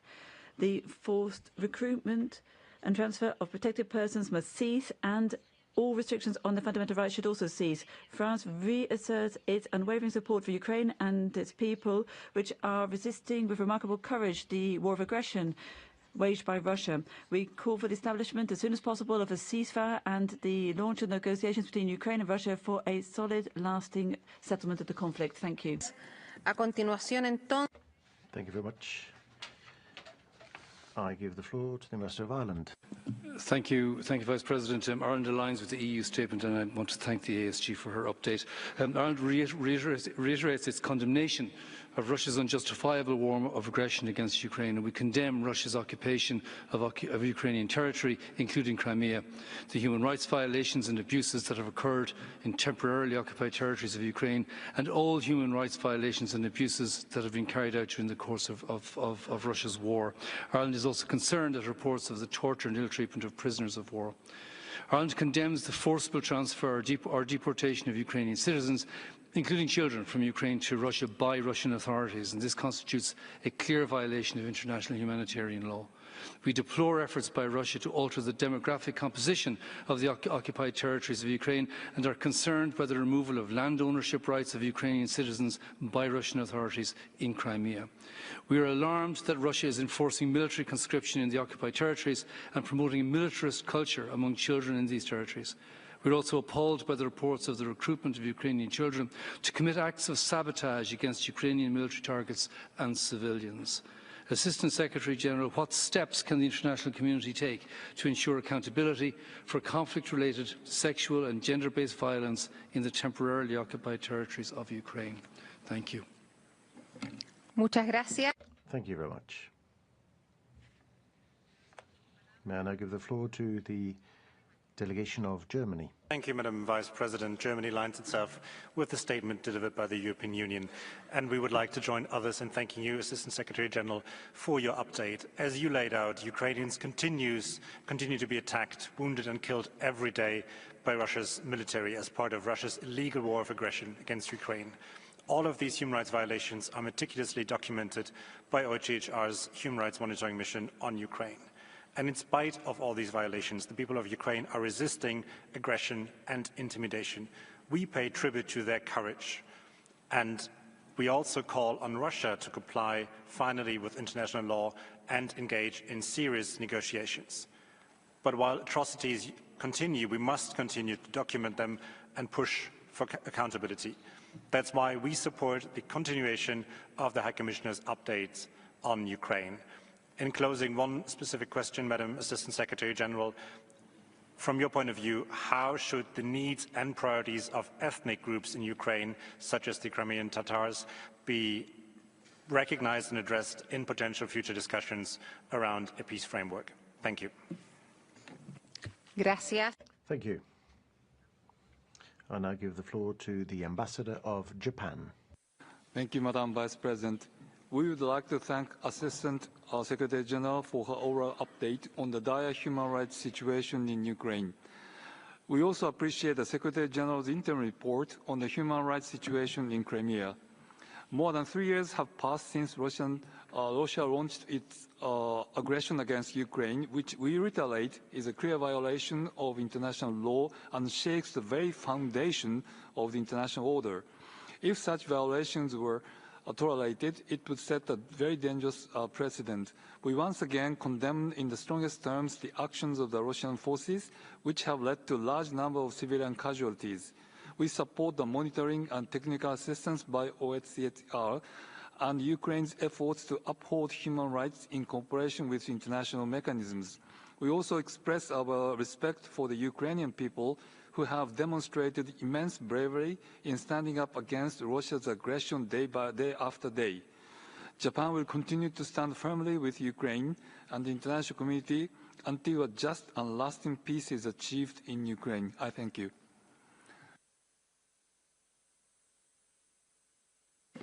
Muchas gracias. Thank you very much indeed, Ambassador. And I give the floor to the delegation of Czechia. Thank you, Madam Vice President. Czechia aligns itself with the EU statement. We appreciate the ASG's update and reaffirm the importance of the Human Rights Monitoring Mission in Ukraine. Documentation of human rights violations remains a crucial part of this technical mandate. Czechia strongly condemns Russia's intensified attacks against civilians in Ukraine, including the use of drones and explosive weapons in residential areas. Deliberate targeting of civilians, including children, constitutes a war crime.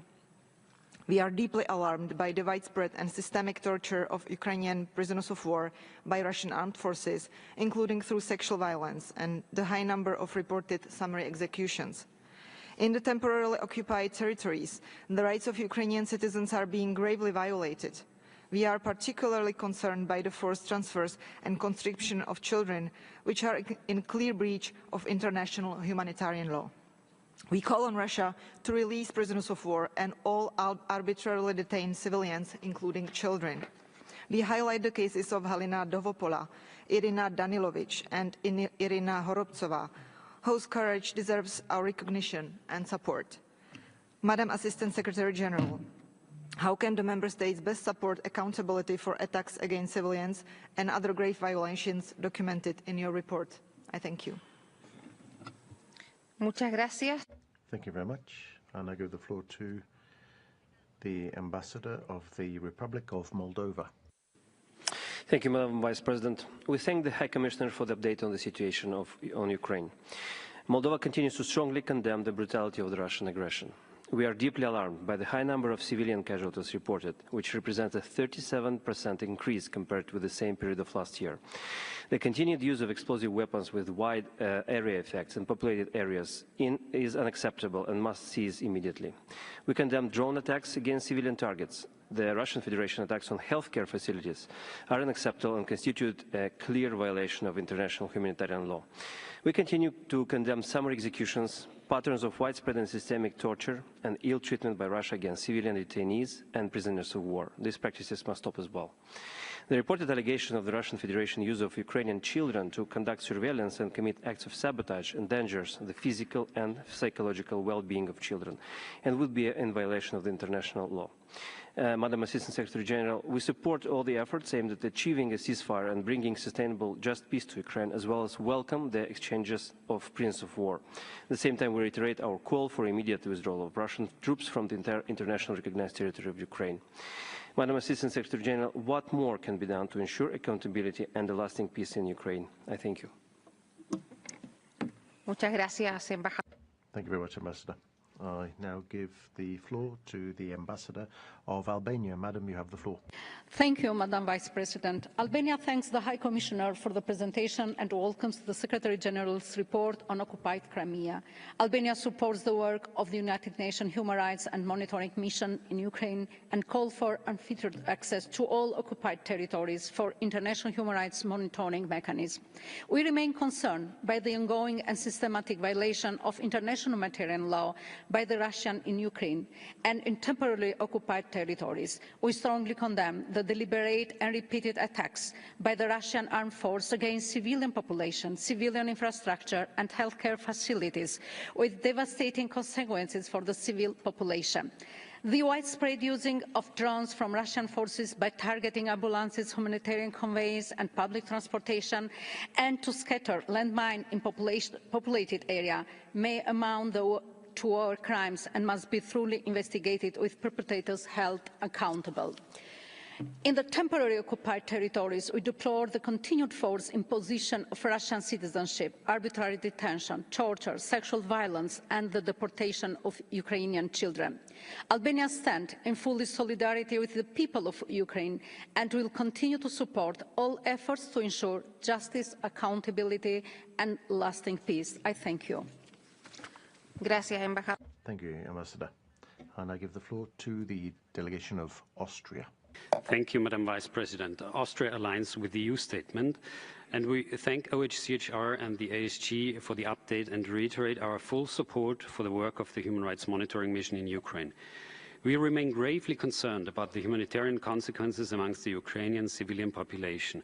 The findings of the report document a 37% increase in civilian casualties, with the vast majority of casualties being the result of military operations by Russian armed forces in Ukrainian territory, including through the use of explosive weapons in urban areas and the increased use of short-range combat drones. Nearly half of all civilian casualties were caused by missiles, loitering munitions, and airdrop bombs in densely populated areas. Austria is alarmed by the devastating impact of the war on Ukrainian children.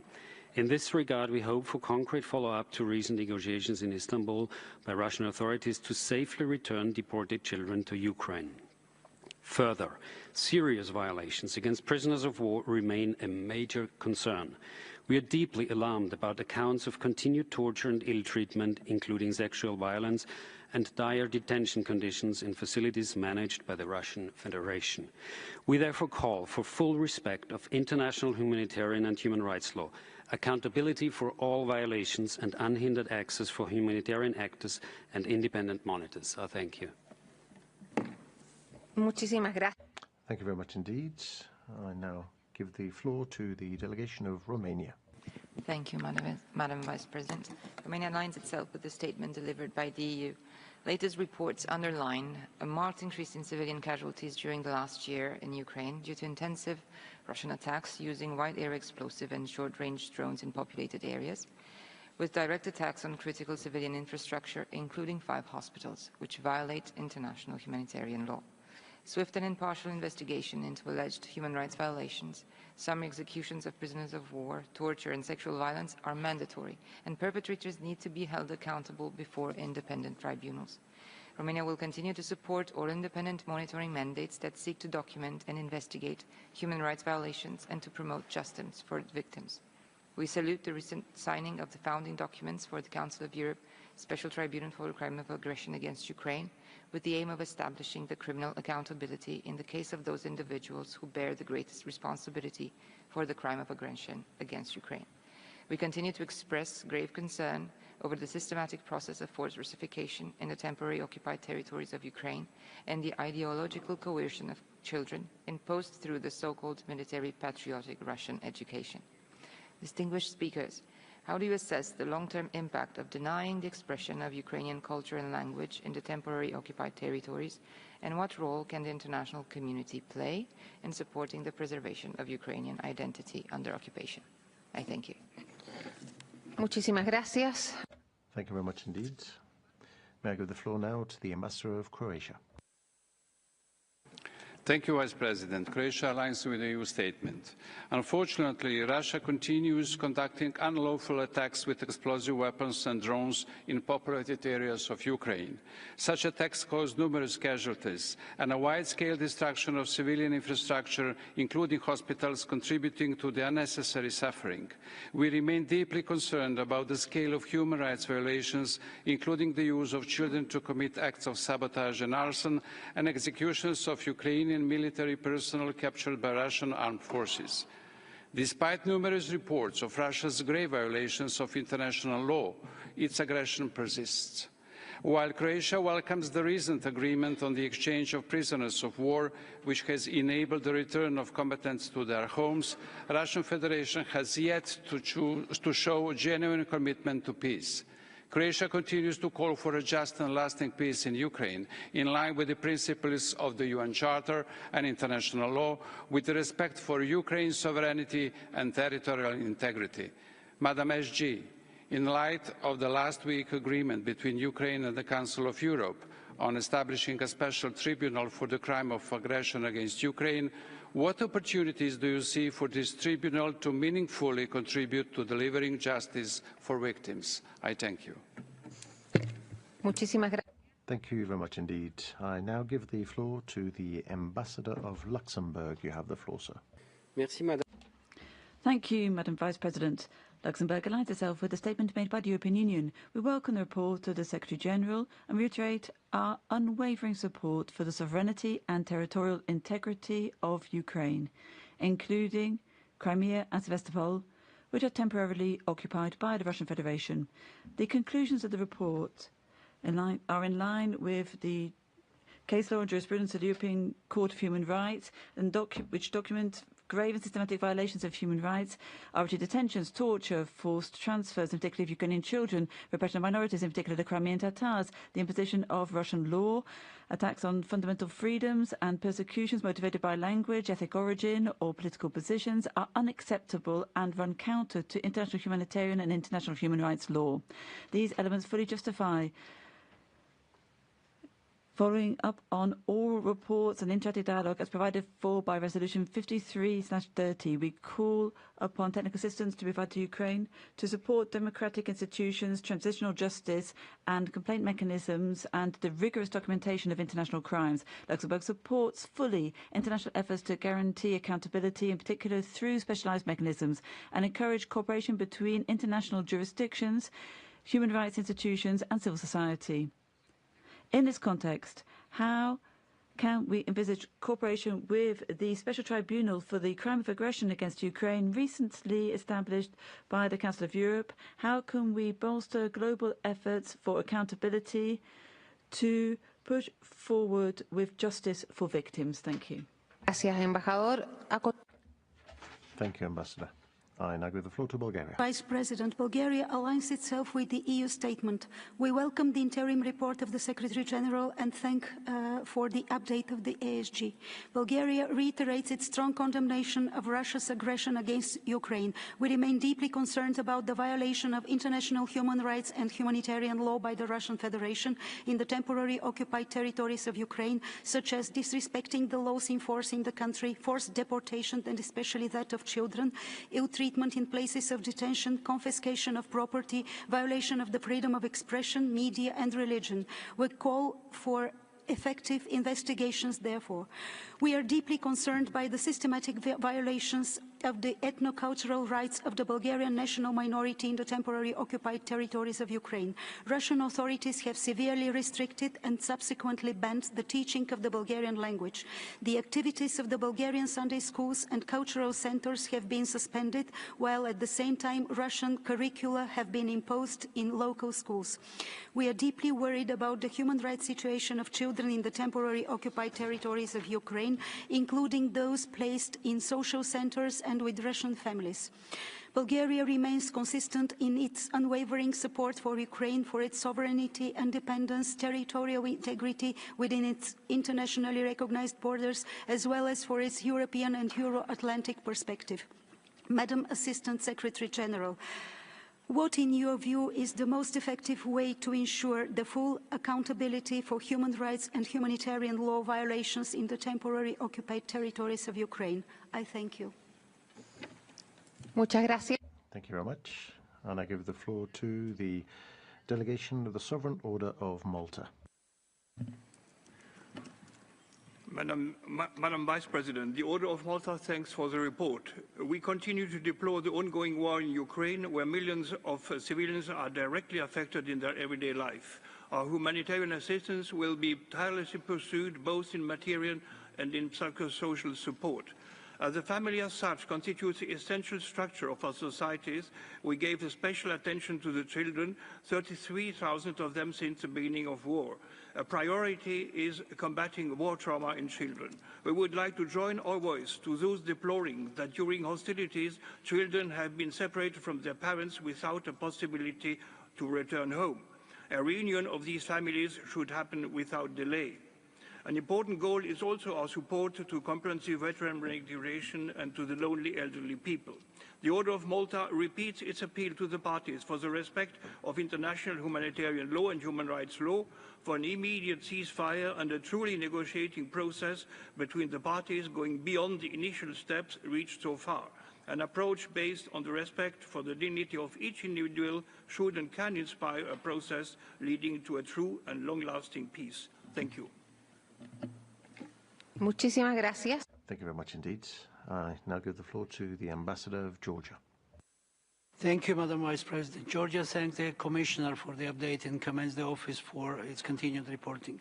The latest report presents alarming evidence of systematic human rights and humanitarian law violations by the Russian Federation in temporarily occupied Ukrainian territories. Particularly disturbing are violations that constitute war crimes and are manifested in deportations and forcible transfers of Ukrainian children, many of whom have been subjected to unlawful changes of identity and citizenship. report also outlines Russian-generated systematic human rights violations in occupied Ukraine regions, including forced citizenship, property seizures, torture, ill treatment, and discrimination on the ethnic ground, especially against Crimean Tatars. We reiterate our strong support for OHCHR and other monitoring mechanisms in documenting violations and promoting accountability, and emphasize the need of immediate, safe, and unfettered access to be given to the OHCHR and other international humanitarian organizations to Crimea and other Ukrainian regions temporarily occupied by Russia. In conclusion, Georgia reaffirms its unwavering support for the sovereignty, independence, and territorial integrity of Ukraine within its internationally recognized borders, including its territorial waters. Thank you. Thank you, Ambassador. May I now give the floor to the delegation of the United Kingdom. Thank you, Assistant Secretary-General, for your update on the human rights situation in Ukraine's temporarily occupied territories. In June 2024, the European Court of Human Rights found Russia to have committed multiple human rights violations since its illegal annexation of Crimea.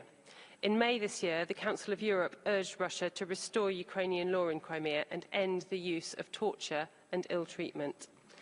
There are very concerning reports of civilians being detained and taken across the border into Russia, where they have been convicted on spurious charges. This includes those who work in critical civilian infrastructure, such as the Zaporizhzhia nuclear power plant, and journalists. We note your assessment that targeted use of drones, including attacks that have killed civilians while delivering humanitarian aid, has violated IHL principles of distinction and precaution. Russia must comply with international law. Rapid and unimpeded passage for humanitarian relief for civilians is needed. Those responsible must be held to account for the appalling forcible transfer of Ukrainian children and the enlistment of these children into military patriotic training programmes, potentially then being sent to fight against their own country. Assistant Secretary-General, given Russia's attempt to erase children's heritage, what steps can be taken to prevent the long-term erasure of their cultural and national identity? Thank you. Thank you very much indeed. I'll now give the floor to the Ambassador of Poland. Ambassador, you have the floor. Thank you, Madam Vice President, Madam Assistant Secretary General. Poland aligns itself with the EU statement. We fully support the work of the Human Rights Monitoring Mission in Ukraine. We are alarmed at the growing number of civilian casualties, including through an increased use of short-range drones. Drones have been used to deliberately attack Ukrainian civilians engaged in everyday activities. Those individuals, clearly unarmed, trusted would not be targeted, and yet they were. We condemn in the strongest terms Russia's use of Ukrainian children to commit acts of sabotage. This is unacceptable under any circumstances. Children must never be used as tools of war. Russia demonstrates a blatant disregard for human rights and humanitarian law. Its repeated rejections of numerous calls for ceasefire and targeting of civilians make it clear Russia would rather wage war than pursue peace. Poland remains steadfast in its commitment to accountability. Those responsible for international crimes perpetrated in and against Ukraine must be brought to justice. We welcome the recent progress made on establishing the Special Tribunal for the Crime of Aggression against Ukraine within the framework of the Council of Europe. This is an important step towards preventing impunity and rebuilding confidence in the international rules-based order. I thank you. Thank you, Ambassador. I now give the floor to the delegation of New Zealand. Thank you, Madam Vice President. New Zealand thanks the Assistant Secretary-General for her update today and the Secretary-General for his report. Ongoing reporting on the human rights situation in Ukraine, including in the temporary occupied territories, is essential to ensure accountability for human rights violations. The update today and the Secretary-General's report detail that the human rights situation in the temporarily occupied territories of Ukraine continues to deteriorate, and that this is largely due to the Russian Federation's disregard for its responsibilities under international humanitarian law as an occupying power. New Zealand remains gravely concerned by the documented cases of executions, deaths in custody, arbitrary detention, torture, including sexual violence, ill treatment and enforced disappearance in the temporarily occupied territories of Ukraine. New Zealand calls for the Russian Federation to fully uphold its obligations under international law, including international human rights law. Let us not forget that Russia's presence in the temporarily occupied territories of Ukraine is the result of multiple violations of Ukraine's territorial integrity since 2014, which have been consistently condemned by the UN membership. Assistant Secretary-General, as others have asked, what more can be done to ensure accountability for the human rights violations in the temporarily occupied territories of Ukraine? Thank you. Muchas gracias, embajador. Thank you very much, Ambassador. I now would like to give the floor to the Ambassador of the Republic of Korea. Thank you, Madam Vice President. The Republic of Korea appreciates the Assistant Secretary General's oral presentation. We take note of the recent, albeit limited, exchange of prisoners of war following the peace talks in Istanbul, which may serve as a step forward toward rebuilding trust. However, such progress remains fragile as Russia's war of aggression against Ukraine persists. Reports of continued attack on civilians and civilian infrastructure, including through the use of explosive weapons, point to tens of thousands of casualties and grave impacts on public health, education, and basic services. We are particularly alarmed by reports of unlawful killings, torture, enforced disappearances, and the forcible deportation of the Ukrainian children. We also share the concerns raised in the Secretary General's report regarding the lack of access for international human rights monitoring mechanisms. Against this backdrop, we underline the urgent need for compliance with international law, accountability for violations, and unrestricted monitoring access. The Republic of Korea will continue to work with the international community to help secure a lasting peace in Ukraine. I thank you. Muchas gracias. Thank you very much indeed. I now give the floor to the delegation of Turkey. Thank you, Madam Vice President. We take note of the Assistant Secretary General's presentation. From the very first day of the Russia-Ukraine war, Turkey has maintained a principled and humanitarian approach grounded on international law in pursuit of peace and stability in the region and beyond. We sought to bring the sides around the negotiating table and supported all other genuine initiatives aimed at this. We prevailed in this persistent quest first in 2022 and then in this year. We consider the recent rounds of negotiations as the most significant breakthrough in the 4-year-long war. These talks provided a window of opportunity for ending the prolonged conflict, which has claimed hundreds of thousands of lives once and for all. It has yielded concrete results such as deals on prisoner exchanges and repatriation of fallen soldiers. It is important that the international community continues to encourage both sides to remain committed to the continuation of negotiations. A just and lasting peace is also an outcome that the Crimean Tatar people have been yearning for many years. Crimean Tatars have the right to live in their ancestral land freely, securely, and peacefully. Instead, they are subjected to consistent intimidation, mistreatment, and persecution. We will continue our efforts to ensure the safety and well-being of Crimean Tatars, especially for those who live in the occupied Crimea. Thank you. Muchísimas gracias. Thank you very much indeed. I now recognize the delegation of Belarus. Thank you, Madam Vice President. The latest reports from the Secretary General and the oral information from the High Commissioner once again are noteworthy by the lack of balance, their bias and one-sided accusations against the Russian Federation. Once again, we see an instrument of pressure intentionally discrediting one sovereign state. And once again, we'd recall that accusations of this kind do not bring peace closer. And we're seeing that the multitude of violations by the Ukrainian authorities, the rampant Russophobia and hate speech can all be seen as persistent in Ukraine. We're seeing the repression on political grounds, as seen by the situation of the Kononovich brothers, and we call for their immediate release. Many of the problems, as before, are outside the agendas of human rights structures, and a principled, objective and unbiased evaluation of them has not yet been produced. And we call upon that to happen. Belarus once again supports initiatives to lessen tension in the region. We will provide comprehensive support for all humanitarian contacts between sides. We call upon other countries and international organizations to work in the interest of de-escalation and a rapid settlement and peace. Thank you. Gracias. Thank you.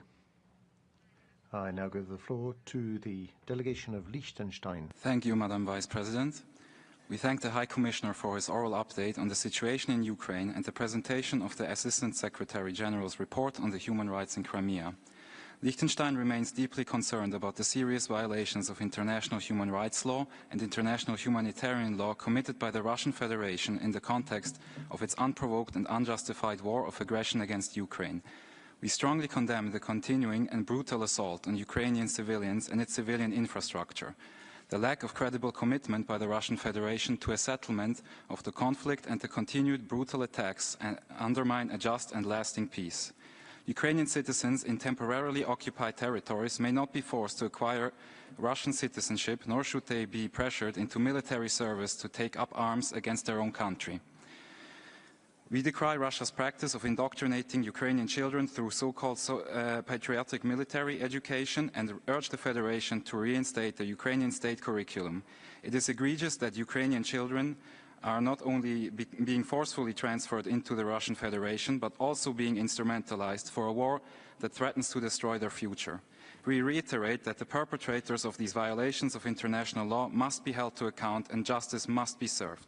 I thank you, Madam Vice President. Muchas gracias.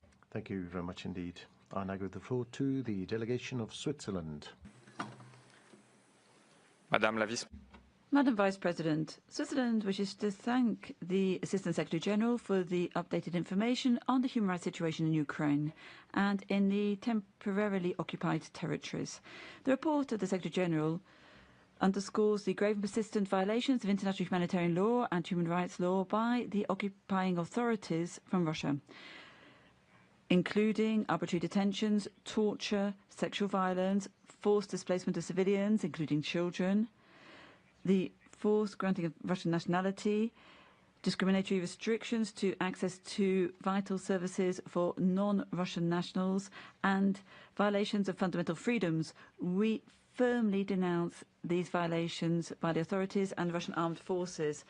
The report from OHCHR underscores an increase, which is alarming, in attacks against civilians and civilian property, in particular on essential infrastructure, which are seeing an alarming increase throughout the whole of Ukraine. Switzerland condemns these. They are a manifest violation of international humanitarian law, in particular the principle of distinction. These attacks must immediately cease, and those responsible must be brought to justice. We call upon all parties to fully respect their international obligations. Madam Assistant Secretary General, how can your office contribute to bolstering dialogue with the Russian authorities to ensure the respect of international law? Thank you. Muchísimas gracias. Thank you very much indeed. Ambassador of Canada, you have the floor. Merci, Madame Vice-Présidente. Le Canada. Thank you, Madam Vice President. Canada thanks the High Commissioner and the Secretary General for the reports and support the conclusions and recommendations. We are profoundly concerned as to the ongoing violations of international humanitarian law and international human rights law committed by the Russian Federation in the temporarily occupied territories of Ukraine. We are alarmed by the transfer and forced deportation and militarization of Ukrainian children, and also by the imposition of Russian citizenship and the persistent use of torture, arbitrary detention and sexual violence. We would echo the call for free, unimpeded access of the OHCHR and other monitoring mechanisms of an international nature and regional nature to all of the temporarily occupied territories. We urge all member states to continue to work alongside us and to support efforts aiming to monitor, document and respond to these violations.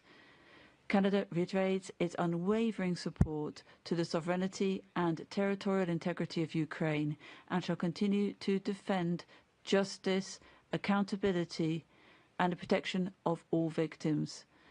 Madam Assistant Secretary General, what efforts are being deployed for the United Nations to have access to the temporarily occupied zones? Thank you. A continuación, Thank you very much. North Macedonia is next. Madam Vice President, North Macedonia remains deeply concerned by the grave and persistent violations of international human rights and humanitarian law outlined in the Secretary General's report on the temporarily occupied territories of Ukraine, including Crimea and the city of Sevastopol.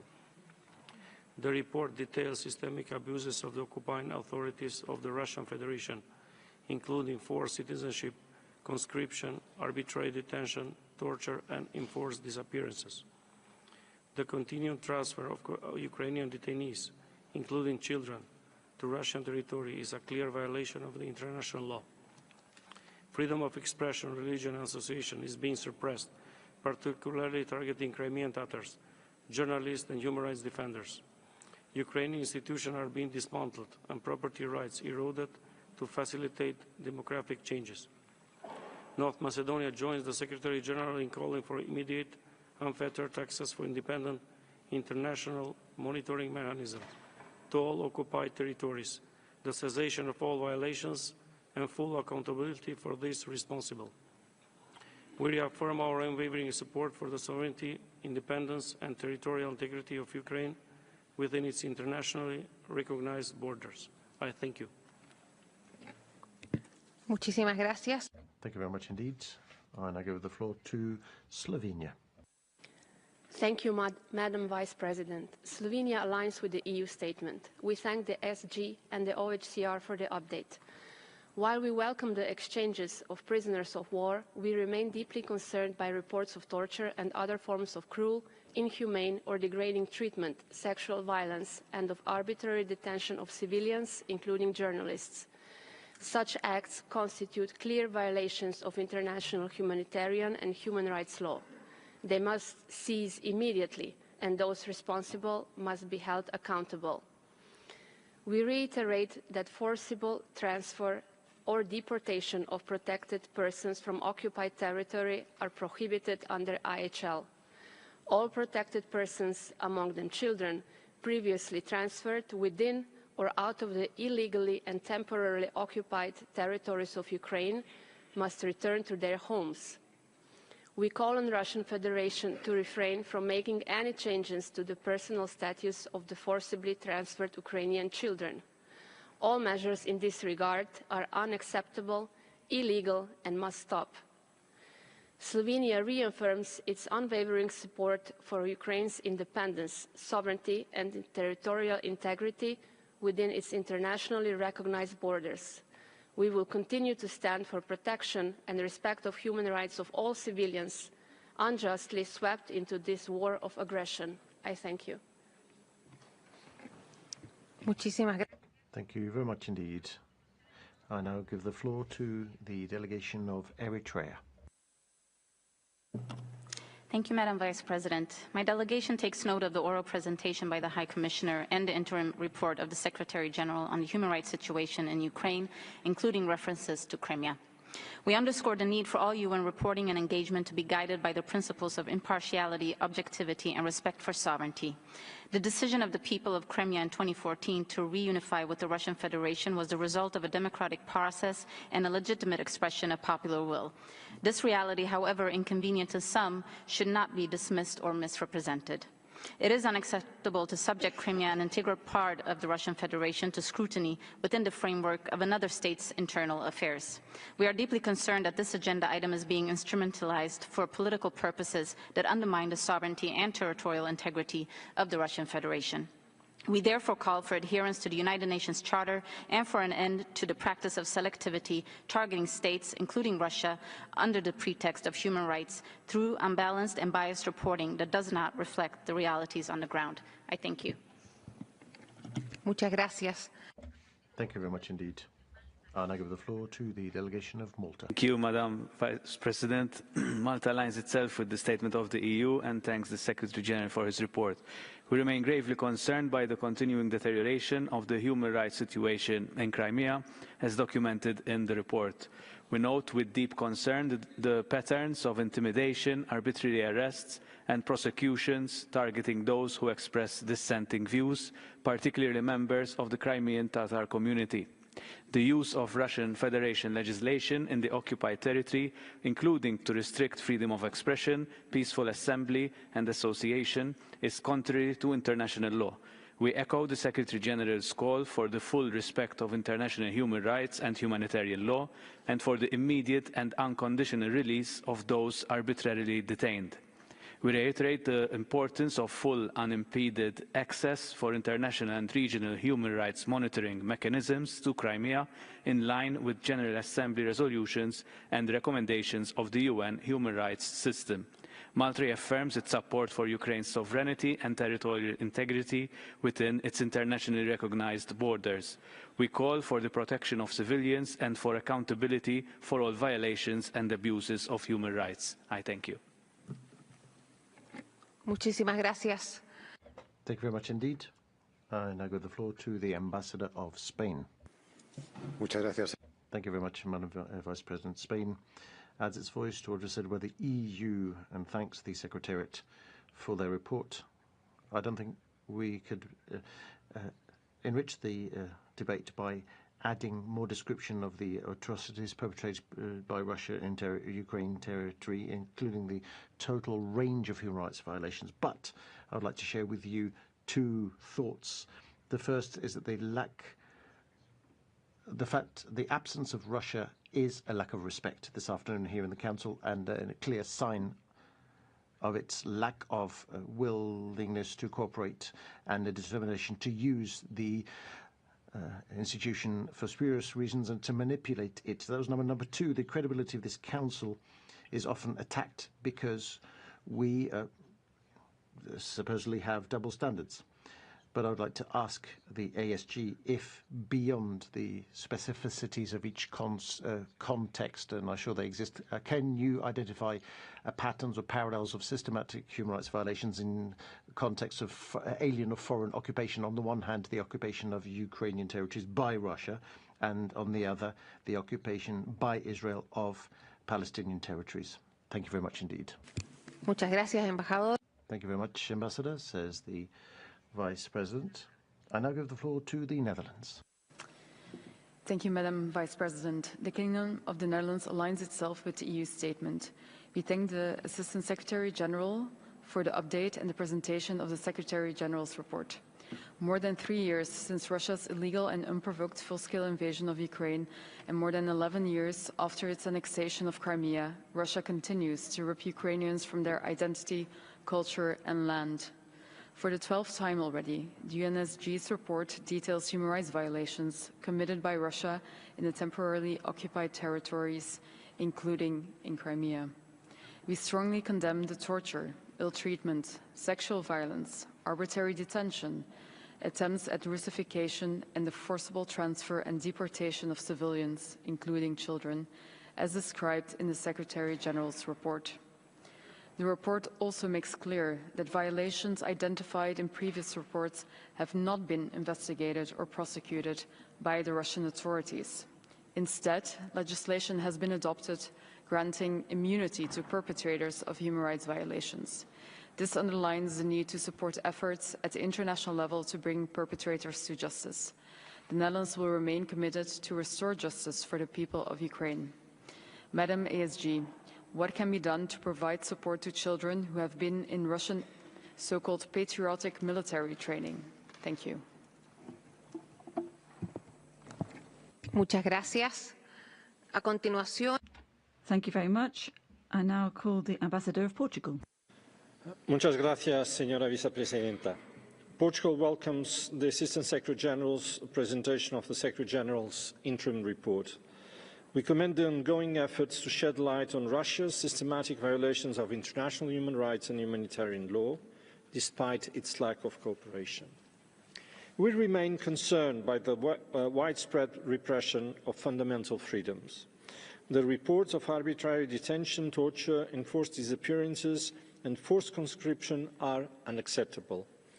As evidenced by the accounts of persecution against journalists, lawyers, civil society actors and Crimean Tatars, there is a pattern of targeted discrimination and intimidation by Russian authorities.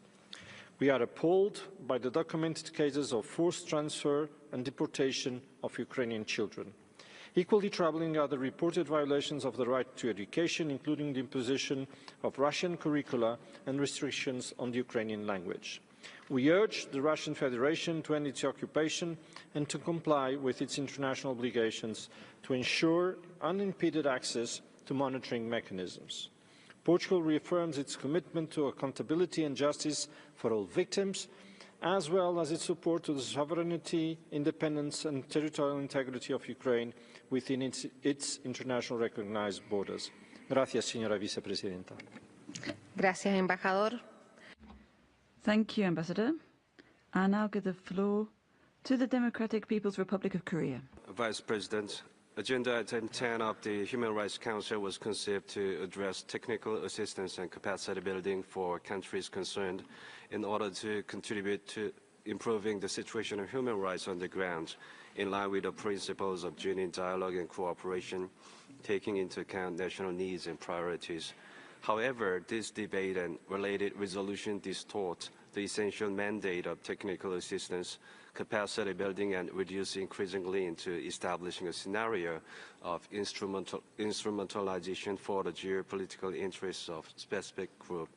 This is obvious manifestation of politicization and double standards. This selective and discriminatory practice should not be continued.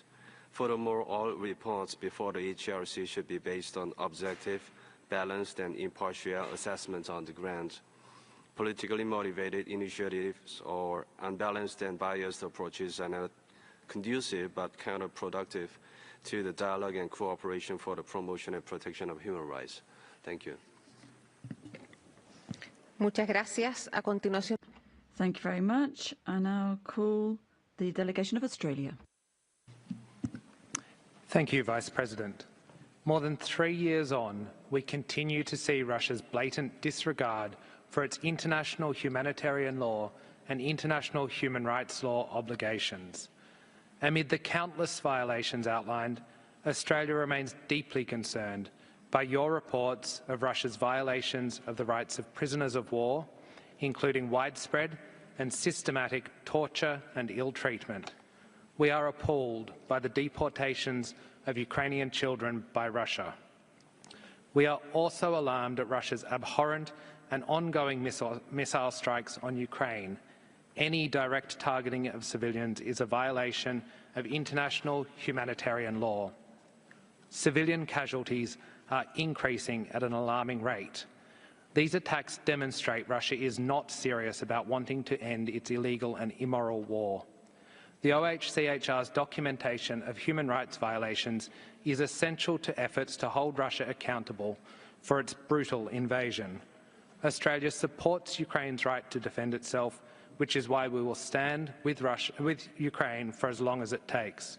We call on Russia to comply with its international human rights obligations, engage with negotiations in good faith, and fulfil any commitments made. Madam Assistant Secretary-General, how can we ensure accountability for Russia's violations of international law and the generational toll of this war? Thank you. Muchísimas gracias. Thank you very much indeed. I now give the floor to the Ambassador of Greece. You have the floor. Madam Vice President, Greece aligns with the EU statement and thanks the Assistant Secretary-General for her update.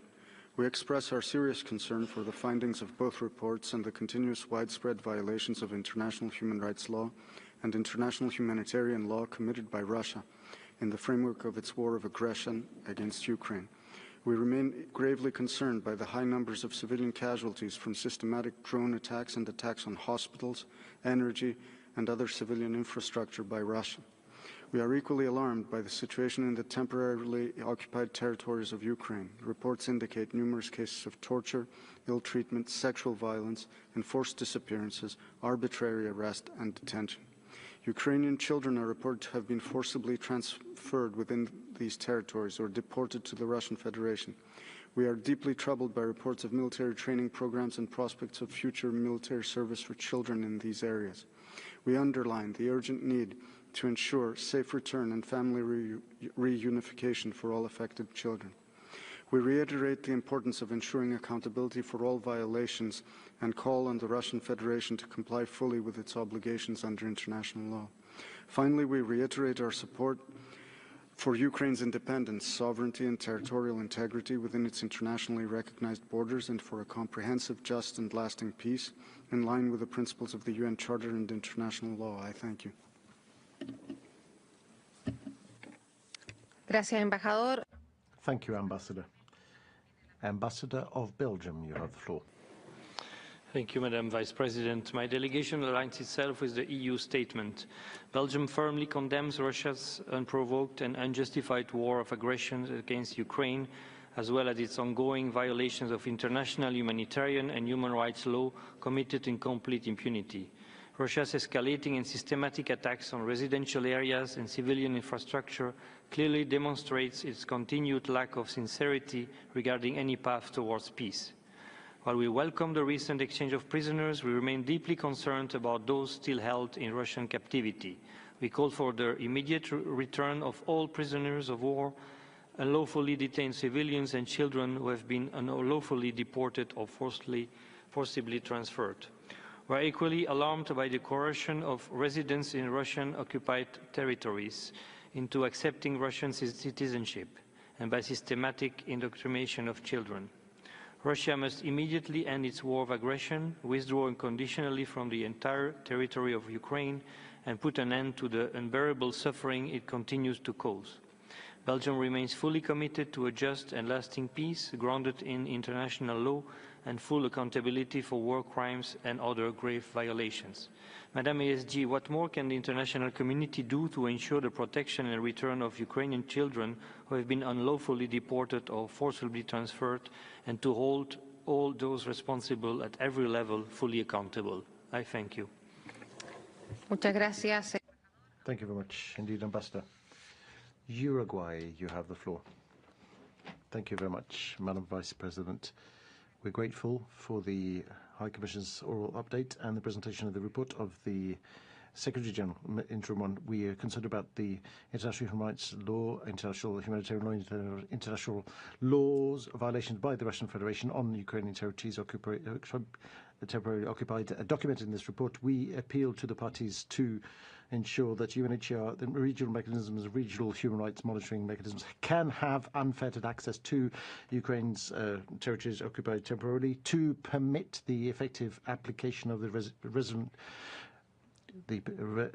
UN resolutions. We reiterate the need for accountability for the serious international law crimes committed in Crimea and Ukrainian territory. We return our firm support to the sovereign integrity of Ukraine within its internationally established borders, and we appeal to the Russian Federation to fully abide throughout the territory with its obligations under international law and international humanitarian law. Thank you very much.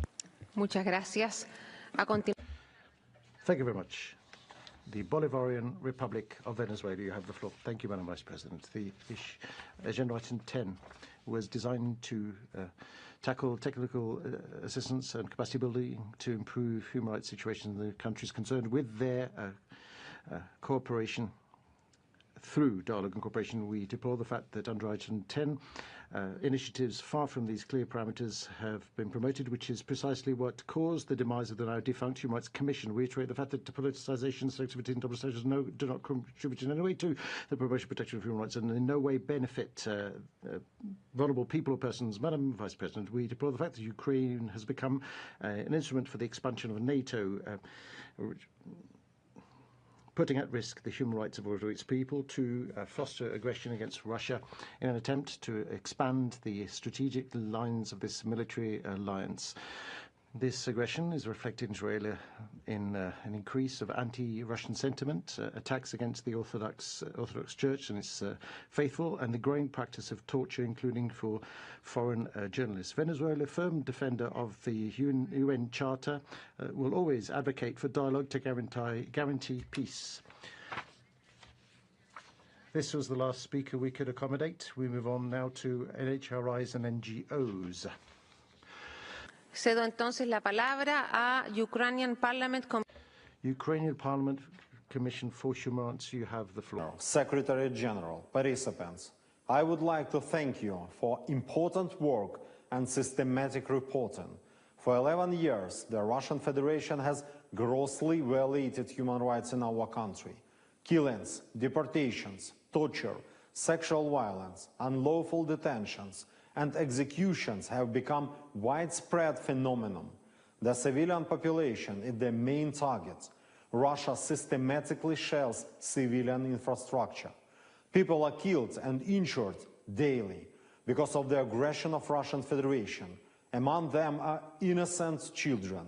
That is why I call on the Office of the High Commissioner and the Monitoring Mission to continue and strengthen their efforts to protect human rights in Ukraine, namely, to highlight in reports the systematic shelling of civilian infrastructure and other crimes committed by the aggressor state, to conduct monitoring visits to places of illegal detention on the territory of Russia and demand access to them, to urge stronger international diplomatic and sanctions pressure on Russia to stop the crimes. Human rights must be protected and international humanitarian law must be respected. Muchísimas gracias. Thank you very much indeed. War Resisters International is next. WRI, together with its partner Connection EV, expresses its solidarity with the people of Ukraine suffering from the military aggression of the Russian Federation and call for an immediate ceasefire and peace negotiation. We raise concerns about the Russian Federation forcibly imposing military registration and conscription in occupied territories, pressuring civilians to sign military contracts, and indoctrinating children militaristically. In Crimea, 4 Jehovah's Witnesses have been imprisoned, and illegal mobilization produced over 500 criminal cases. Russian soldiers mobilized in the self-proclaimed republics in eastern Ukraine are unable to refuse military service. In the event of desertion, they face criminal prosecution in Russia and suspicion of treason from the Ukrainian side. As a result, they have virtually no opportunity to apply for asylum in a safe country, and their relocation is nearly impossible. In Ukraine, there are still no effective procedures for conscience objection claims and exemption from military duty. 15 prisoners of conscience detained in prisons and military units, as reported by ECHO, should be released. An objector accused of draft evasion acquitted. The lack of recognition of the human right to conscience objection has also been reported in the OHCHR periodic report, as well as 8 cases of torture and ill treatment of conscience objectors and pressure by military recruiters on members of the legal profession.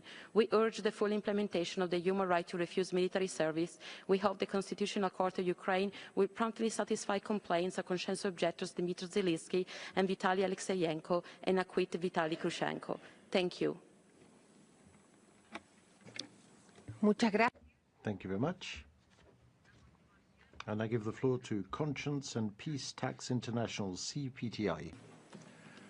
Thank you, Madam Vice Chairman. Madam ASG, while upholding Ukraine in the face of continued Russian aggression, what can its friends do to persuade it to adhere to its own human rights obligations? We await anxiously the Constitutional Court decision on the complaint lodged by Dmytro Zelensky regarding the non-availability during martial law of alternative civilian service for conscientious objectors to military service, on which hinges nothing less than a right which inheres in the freedom of thought, conscience and religion guaranteed by the International Covenant on Civil and Political Rights, and which, as we have heard already, is also being disregarded by Russia. In March this year, over a dozen Ukrainian conscientious objectors were under sentence of 3 years' imprisonment for their refusal of military service. No less than 182 further cases were currently before the courts, and more than 500 criminal investigations were underway on Jehovah's Witnesses alone. Other objectors, having been forcibly recruited, were facing even harsher military penalties for disobedience. Unless the Constitutional Court halts this trend, as we fervently hope it does, the number of imprisoned objectors will by the end of the year be in the hundreds. This, we must point out, would constitute a repression of minority beliefs on almost a Russian scale. Thank you. Muchas gracias. Thank you very much. I now give the floor to World Federation of Ukrainian Women's Organizations. We thank the High Commissioner and the Secretary General for the reports. We are gravely concerned about the continued and massive aerial attacks on Ukraine by the Russian Federation. The intensified use of long-range missiles and systematic drone strikes have led to a dramatic 50% increase in civilian casualties this year. We condemn in the strongest of terms these actions, including the deliberate targeting of residential areas and civilian infrastructure, transportation networks, and emergency and rescue services. Widespread and systematic use of enforced disappearances and torture in occupied territories must stop. The international community and this Council must intensify efforts to secure the release of all Ukrainian civilians unlawfully detained. Currently, 37,000 Ukrainians are registered missing, and 16,000 Ukrainian civilians are known to be detained by Russia, though the actual number is likely much higher. Many have been held for years without trial, subjected to torture, inhumane conditions, and unlawful transfer to the Russian Federation. The tragic case of Ukrainian journalist Victoria Roshchina, who died in Russian captivity, showing clear signs of torture, underscores the urgency of international action. The detention of civilians is a grave violation of international law.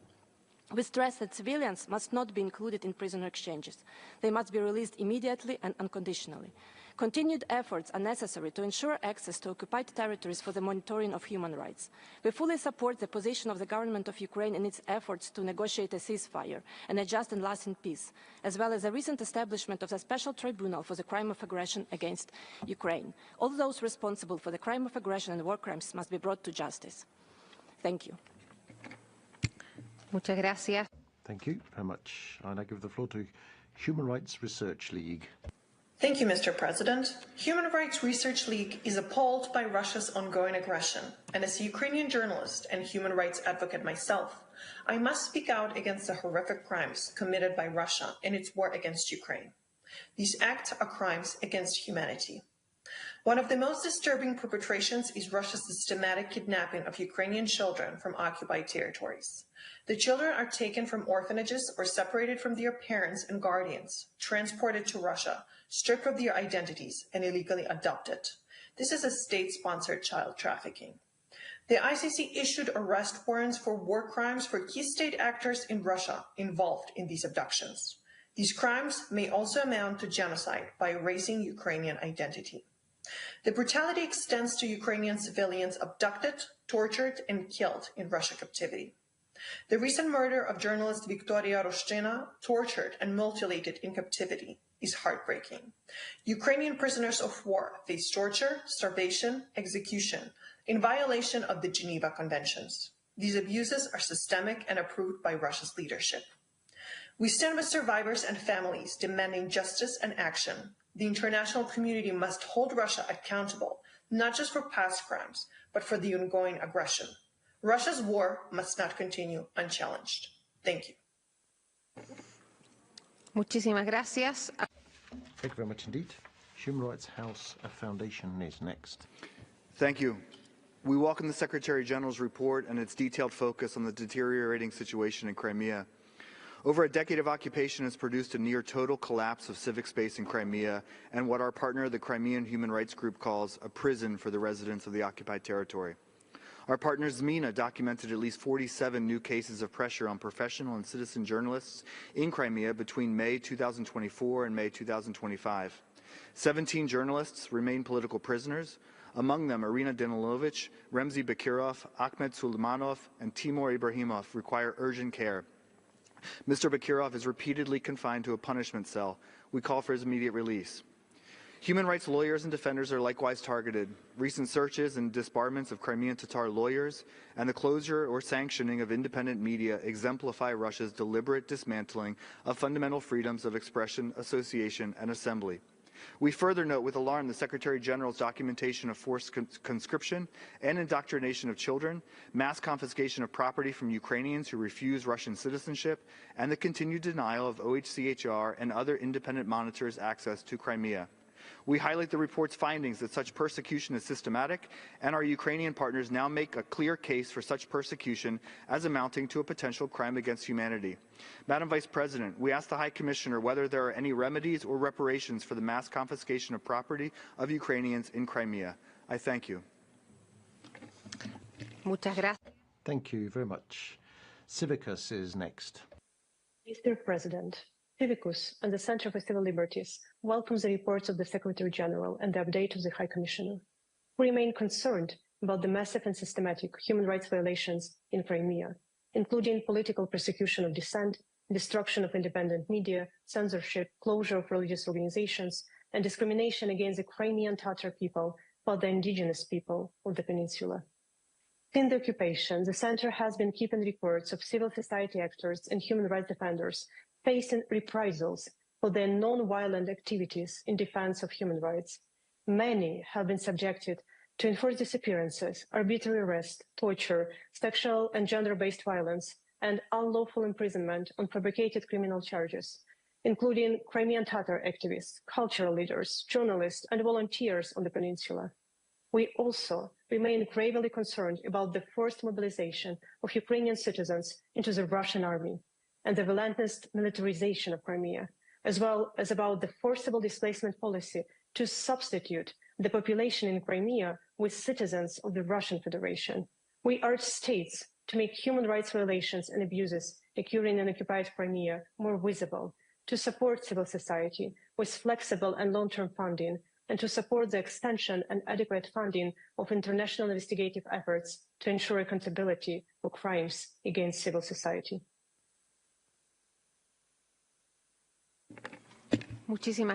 Thank you very much indeed.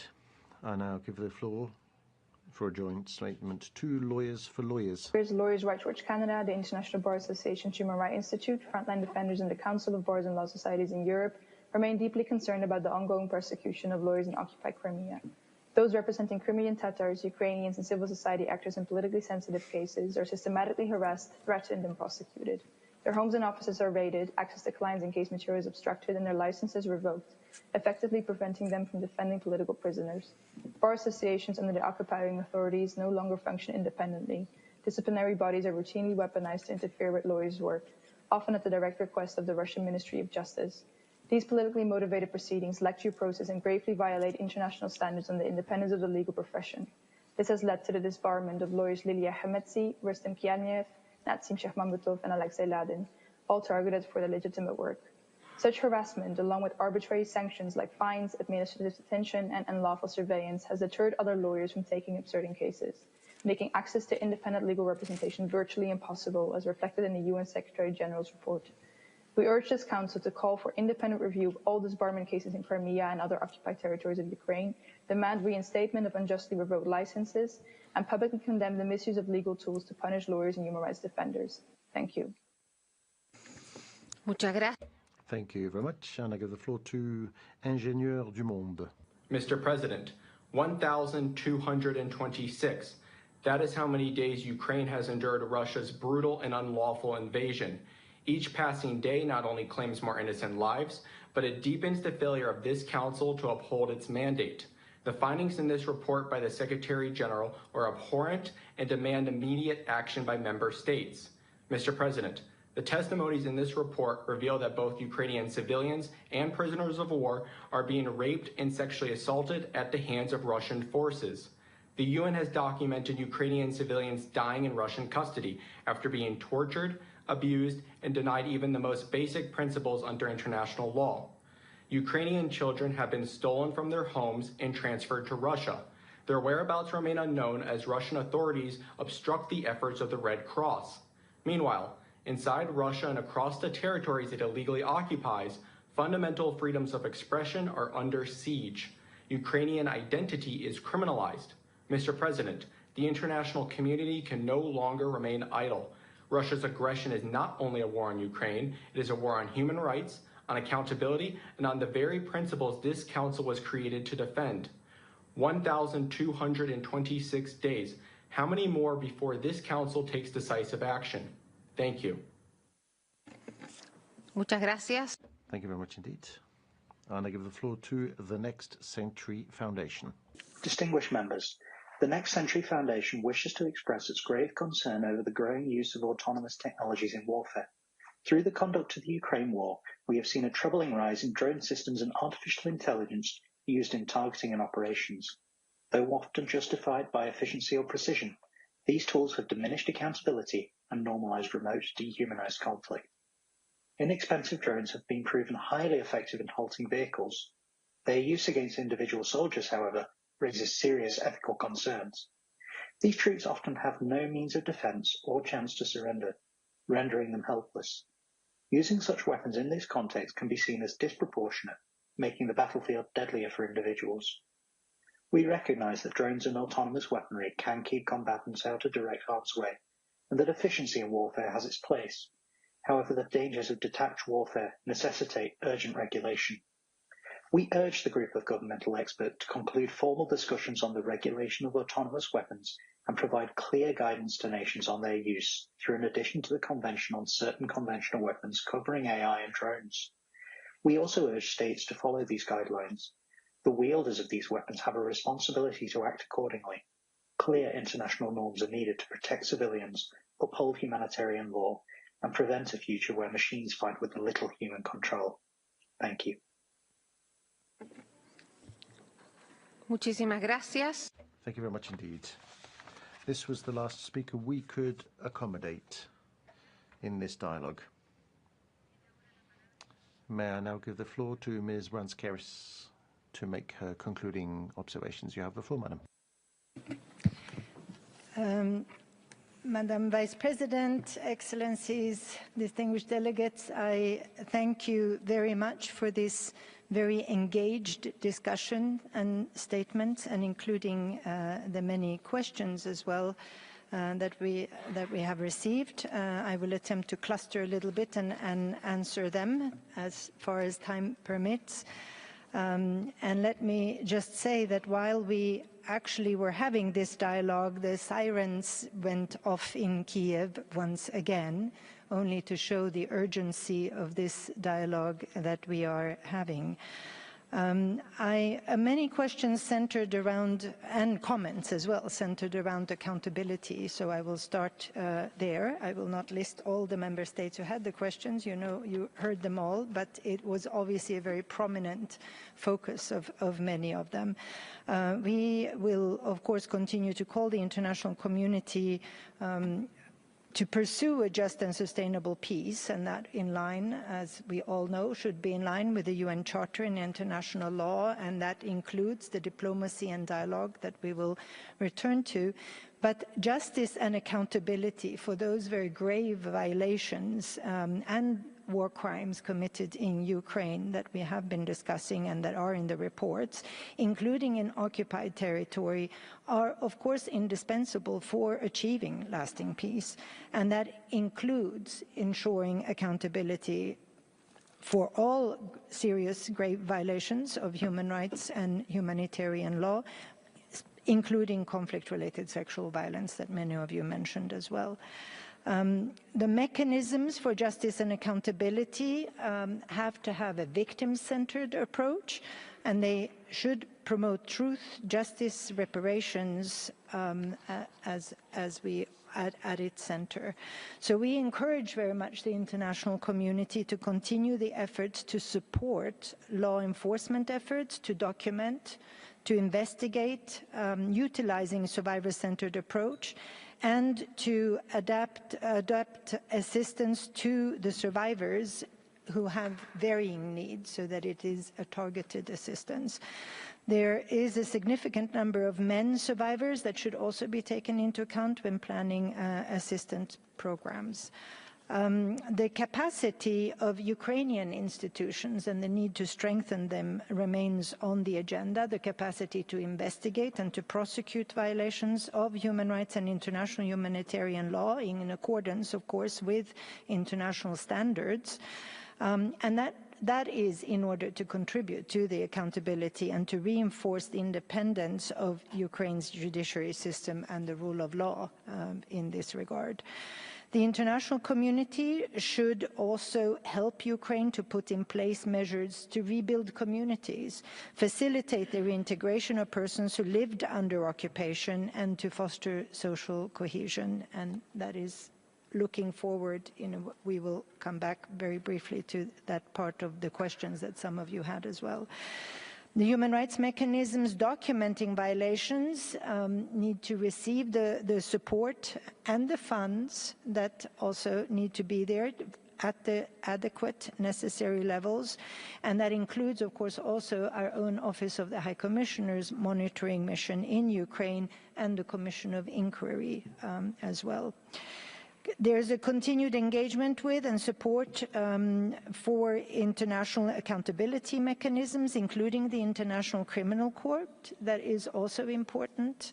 And of course, the role of all those who are engaged. Many mentioned also both the stress that civil society is under, but also the role that they need to have and the support they need to have in this regard. The access to occupied territories was mentioned several times, and there was a specific question as well, so that in this regard, it is not new, but we regret that the Russian Federation continues to deny the Office of the High Commissioner access to the occupied territory and to the Russian Federation. We, of course, continue and will continue to consistently request access in our communication with the Russian Federation, and we have also, as you will have seen, raised this issue in the public reporting that has been done. So meanwhile, while we don't have the access, we certainly remain committed to doing the monitoring and reporting on the human rights situation in the occupied territory. This is done in an independent way. It is done in an impartial way. We have, and I have mentioned, as has the High Commissioner and our other OHCHR colleagues many times, that OHCHR has a standard rigorous methodology for monitoring overall, and it includes also a methodology for remote monitoring. That means gathering and verifying information from using different sources.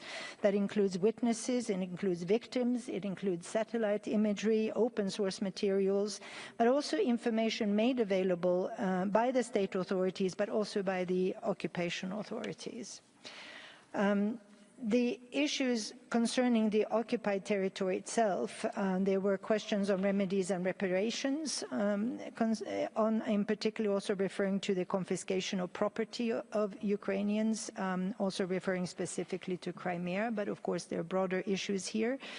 We know that the Russian Federation has taken significant steps to expropriate private property in occupied territory of Ukraine. Clearly, that is in violation of international humanitarian law. Some recent confiscations have occurred mainly in Donetsk, Kherson, and Luhansk regions, but those practices began already in 2014 in Crimea, where property was sold or provided to Russian citizens and military personnel without compensation to the original owners, residents of Crimea. So in Ukraine, individuals whose property was damaged or destroyed in government-controlled territory after 2022 have access to compensation.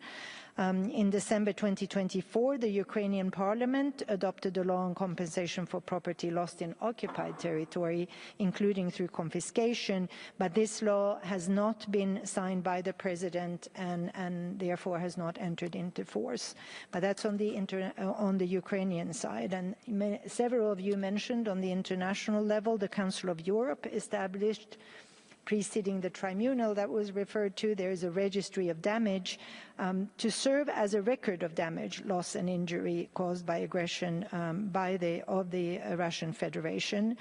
And these mechanisms, of course, cover property confiscated by the occupation authorities, but to the properties that were lost after 24th of February 2022, specifically.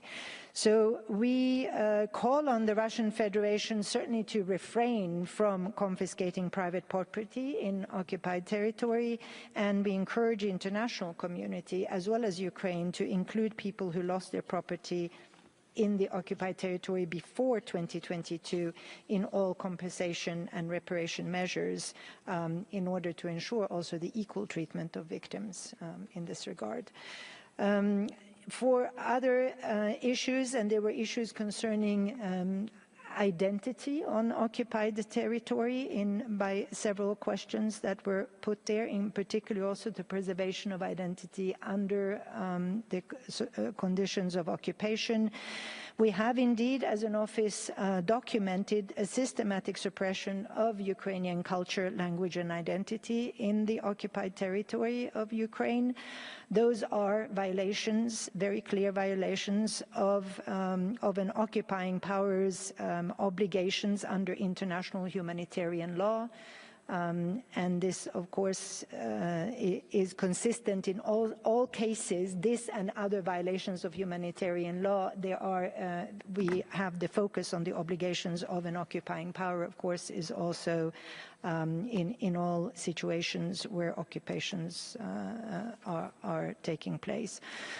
So beyond the legal implications, they also have clearly very long-term consequences. There is the social fabric issue itself, the destruction of society, of communities themselves, the fragmentation and the threat to the identities, the Ukrainian identity, community identities, the cultural heritage that risks being lost, as well as linguistic diversity, which of course we should all cherish. But this was also, many of you or several of you mentioned particularly the focus on children and youth as well. So I think this is something we need to focus on. There is a potential long-term and intergenerational effect on this pressure on Ukrainian identity and culture itself and language that needs attention. There's a climate of fear, of repression. The social divisions, of course, will only increase from those kinds of tensions, and that clearly makes any future reconciliation or reintegration much more complicated. So we encourage very much the international community to support civil society and cultural organizations to work on all of these issues and the support for Ukrainian culture and language on the occupied territory. There was a particular question concerning children, and of course in that context of education, very importantly also for that support to be targeted and to maintain also these aspects of cultural identity. And that, of course, would include also those civil society organizations that are active outside of the occupied territory, so that language, history, traditions, and other parts of identity can be preserved. We also encourage the international community to engage with the Russian Federation to urge that full compliance, as many of you did today, with international humanitarian human rights law and the implementation of the recommendations that the Office of the High Commissioner is making and that we have in the reports presented today. And there needs to be a strong international support for the accountability mechanisms as well. I already touched on that, but I would stress that that includes both international and domestic accountability measures. We have to have justice for victims and lay also the foundation as a step towards the foundation for long-term reconciliation, again with regard with taking into account the culture. I feel that I am coming to an end of what I can say, so I will be very, very quick on this one, because there's just the use of children, if I may, just I will really cut to just one sentence, but the use of children, Ukrainian children, by Russia in the context of the war of aggression is a very important issue. Many of you focused on it. We continue to very closely follow this, and also the impact in general of the ongoing conflict of children in Ukraine.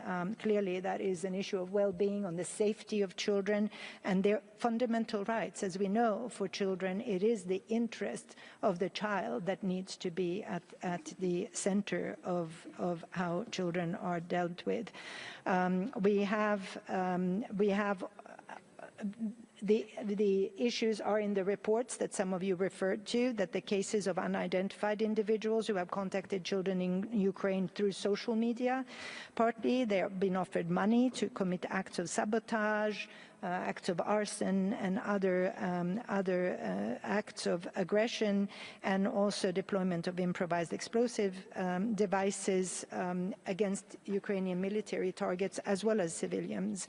And some children have been killed doing this, and in other cases they have been detained, in which case they also face very serious criminal charges. And of course, this is really urging you to remember to argue for children being treated as victims, and that they get the adequate protection that they need and rehabilitation.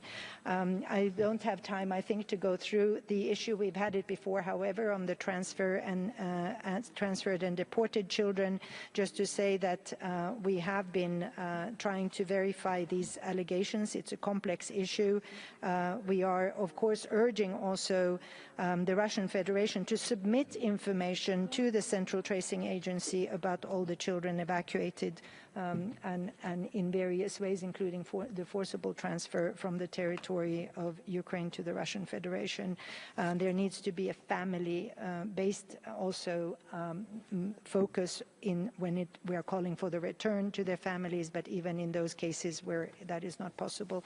And finally, I don't have time for that, but we do call, of course, as always, on dialogue with the Russian Federation. There was a specific question on this.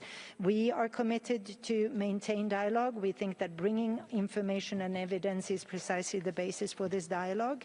Indeed here, but in all other ways, really a dialogue at all levels, at the higher level, political, strategic, but also technical, that needs to be continued.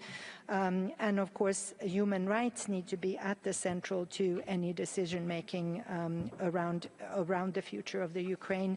There's much work that needs to be done. I think there's work that needs to start already now in looking for not just the future peace that has been referred to, but how to rebuild a society that is cohesive, that takes into account the rights of all persons, that goes to also the transition, taking the very severe and potentially intergenerational damage that has been done to come together.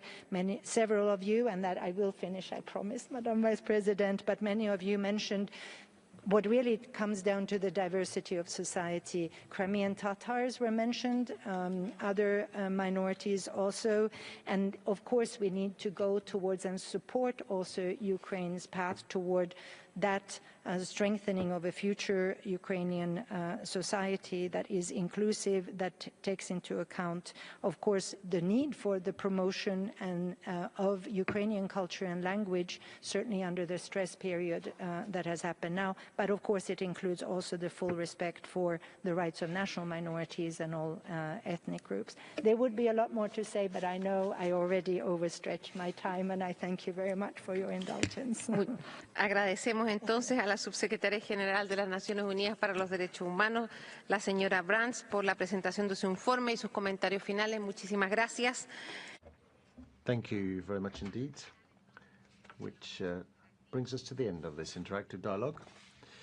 Without further ado, without pause, we will move straight on to our next topic, if you will agree, ladies and gentlemen. So we move on to our interactive dialogue on the report of the High Commissioner on the improvement of technical assistance and capacity building in Colombia, and this pursuant to Resolution 53/22 of this Council. As you know, the list of speakers, that is, will close in 15 minutes. It's an honor for me now to give the floor to Ms. Marit Kohonen Sharif, Director of the Global Operations Division of OHHR, for her presentation. You have the floor, Madam. Presidenta, Excellencias. Thank you, Madam Vice President, or distinguished participants. I'm grateful for the opportunity to speak to the Council to present the report of the High Commissioner on technical cooperation of its Colombia office. The initiative behind this resolution attests to the firm commitment of the government of Colombia to human rights, the search for peace, and close cooperation with the OHCHR. The work of our office in Colombia has been comprehensive. It has coordinated monitoring, technical cooperation, and strategic support. However, since July 2023, the ability of our office to provide all the technical assistance provided for in the resolutions of this council has been limited because of the liquidity crisis of the ordinary budget for the Secretariat of the United Nations. Furthermore, in 2025, we found that a number of donors either ended or significantly reduced their financial contributions. As a consequence, we will have to close 3 field offices, Medellín, Neiva, and Villavicencio, and make redundant almost half of our staff, 46 members of staff. We made this situation public last week, and since then different sectors have voiced their concern about the closure of the 3 offices. We've already seen concrete examples of the negative impact of the financial cuts. Let me give you a few examples. Indigenous women with whom we have worked have literally cried when they saw that our office in Geneva was closed. They told us, "You're leaving us all alone. You are the only ones who can help us to recover our children out of the clutches of the armed groups." Second, our protection has been reduced in areas where armed non-state actors represent a threat for human rights defenders. A third example, we've reduced our efforts with communities to prevent the recruitment of boys and girls. And fourth, we've had to reduce our technical assistance to the police force to prevent the excessive use of force. Whilst the challenges remain, there are also tangible results. Let me just give you a few concrete examples which the High Commissioner's report lists. In 2024, we made progress in following up on 104 recommendations prioritized by the Truth Commission. Furthermore, we launched a joint public dissemination campaign to raise the visibility of the 222 recommendations made by the Commission. Through our support, the support of the special peace jurisdictions, we supported crucial investigations on extrajudicial killings, sexual violence and forced recruitment. Also, we helped victims and other people due to appear in court to prepare their appearance in court. Madam Vice President, now technical assistance and efforts to prevent human rights violations are increasingly sought after as we see a rise in violence and a rise in pre-electoral tensions. The territorial and social control of armed state, non-state actors and criminal organizations continue to affect the rights of civilians in a number of areas, in particular affecting women, girls and boys, as well as indigenous peoples and Afro-descendant and peasant communities. For example, on the 11th of June, over 20 indiscriminate attacks were perpetrated in the county of Cauca, killing 8 people and injuring at least 83. Also, we have pre-electoral violence. In this context, on the 7th of June, there was an attack against Mr. Miguel Uribe Turbay, who is a senator and a presidential pre-candidate who is currently in intensive care. Between the 1st of January and the 25th of June this year, we received allegations of 84 homicides or killings of human rights defenders, out of which we verified 20 cases. The report restates that only through the comprehensive implementation of the peace agreement, as well as transitional justice and the protection of human rights defenders, will we be able to consolidate real guarantees of non-reoccurrence. As part of what we do to prevent human rights violations, our office has continued to provide technical assistance to the Ministry of Defense and to the National Police Force to reform doctrines, embody international standards, and improve their proportional use of force. Another example, over 700 human rights recommendations were included in the educational doctrine of the National Police Force in the training of their police officers. We also drove forward Presidential Decree 1231 of 2024, which embodies once again international human rights standards in the doctrine used for the use of force during demonstrations. The participation of victims have been supported by our office also. through, for example, their involvement in the human rights platforms, which are crucial for the government's design of national policies to provide guarantees for human rights defenders. To conclude, Madam Vice President, we reiterate our appeal to the international community to ensure proper support to OHCHR so it can continue to play the unique and essential role it is playing in Colombia, namely to provide support and technical assistance to the country. Thank you very much for your kind attention. Microphone for the President, please. Microphone for the Chair. I now give the floor to the distinguished representative of Colombia. Ambassador, you have 5 minutes. Gracias, señora. Thank you, Madam Vice President. Colombia is thankful for the presentation of the High Commissioner and recognizes the valuable commitment of his office to our country. For 28 years, the office has worked in our country, and especially since July 2023 to implement Resolution 5322 of this Human Rights Council. And this, despite that not all resources set aside for it have been received. As rightly said in the report, Colombia has adopted 212 indicators to monitor the progress made in the 73 recommendations from the Truth Commission, out of the 104 which were given priority to assistance provided by the Office to the Unit for the Implementation of the Peace Agreement and to the Ministry of Justice, made it possible to embody in these indicators a human rights-based approach. Equally important has been the support to the Committee for the Monitoring and Follow-up of the Implementation stemming from the Truth Commission through the dissemination of its mandate and its reports. In April this year, we launched a national campaign to disseminate the 220 recommendations made by the Truth Commission.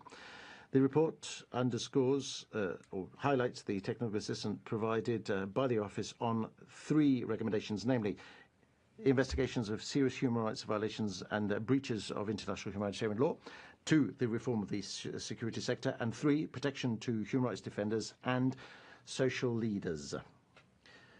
This cooperation has been especially valuable in providing support to the transitional justice mechanisms such as the Special Jurisdictions for Peace and the Unit for the Search of Disappeared Persons, as well as for the support provided to these bodies in emblematic cases related to extrajudicial killings and the killing of human rights defenders. Also, technical assistance provided to the National Commission for the security guarantees, to the Ministry of Defense and to the National Police and to the Congress has been crucial to help them devise public policies to dismantle criminal organizations, to reform the Intelligence Act, and to consolidate an institutional doctrine which has a human rights-based approach, which is based on human rights.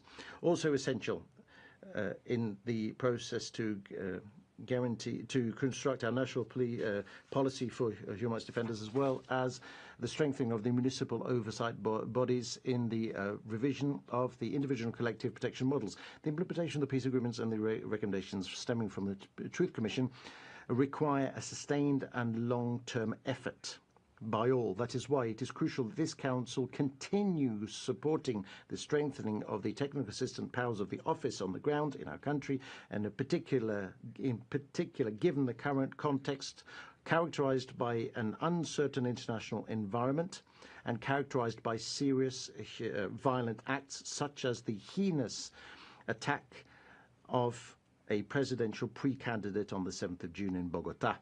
To make progress more effectively in the promotion and protection of human rights in Colombia, what is urgent is that we build a peace culture pursuant to what is provided for in Resolution 5322. What is important is that the Office be given the means to design and develop a culture of peace policy, which would replace our culture of war, which has prevailed in our society because of our domestic conflict, as recommended by the Truth Commission.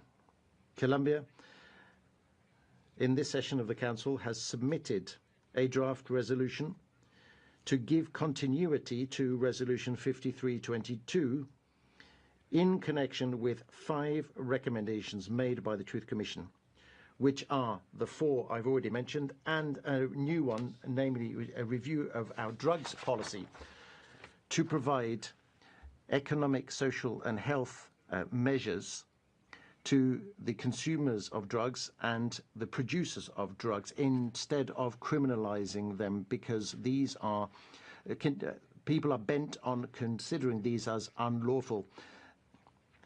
We should focus on neutralizing the major producers of narco traffic, which is a fuel for armed conflict in our territory. Its dismantling, with the support of the Human Rights Council and the OHCHR, is necessary if we want to make progress towards achieving peace in Colombia.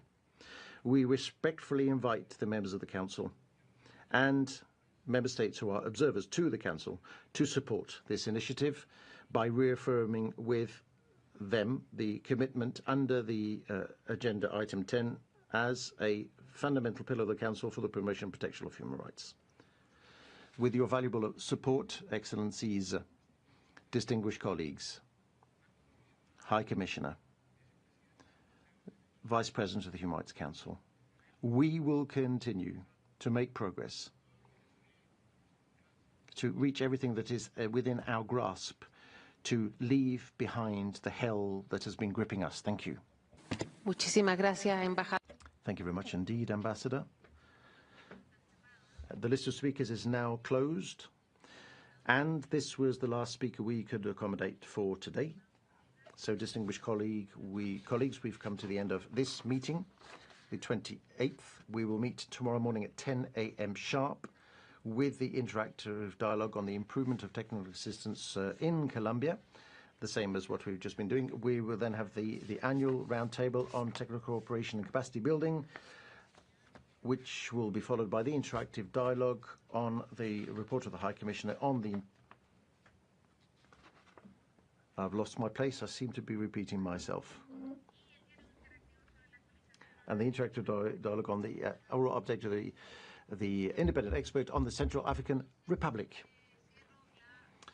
This brings us to the end of the 28th meeting of the 59th session of the Human Rights Council. Thank you very much indeed. Have a very good evening, all of you. Dios. El tiempo. Bueno.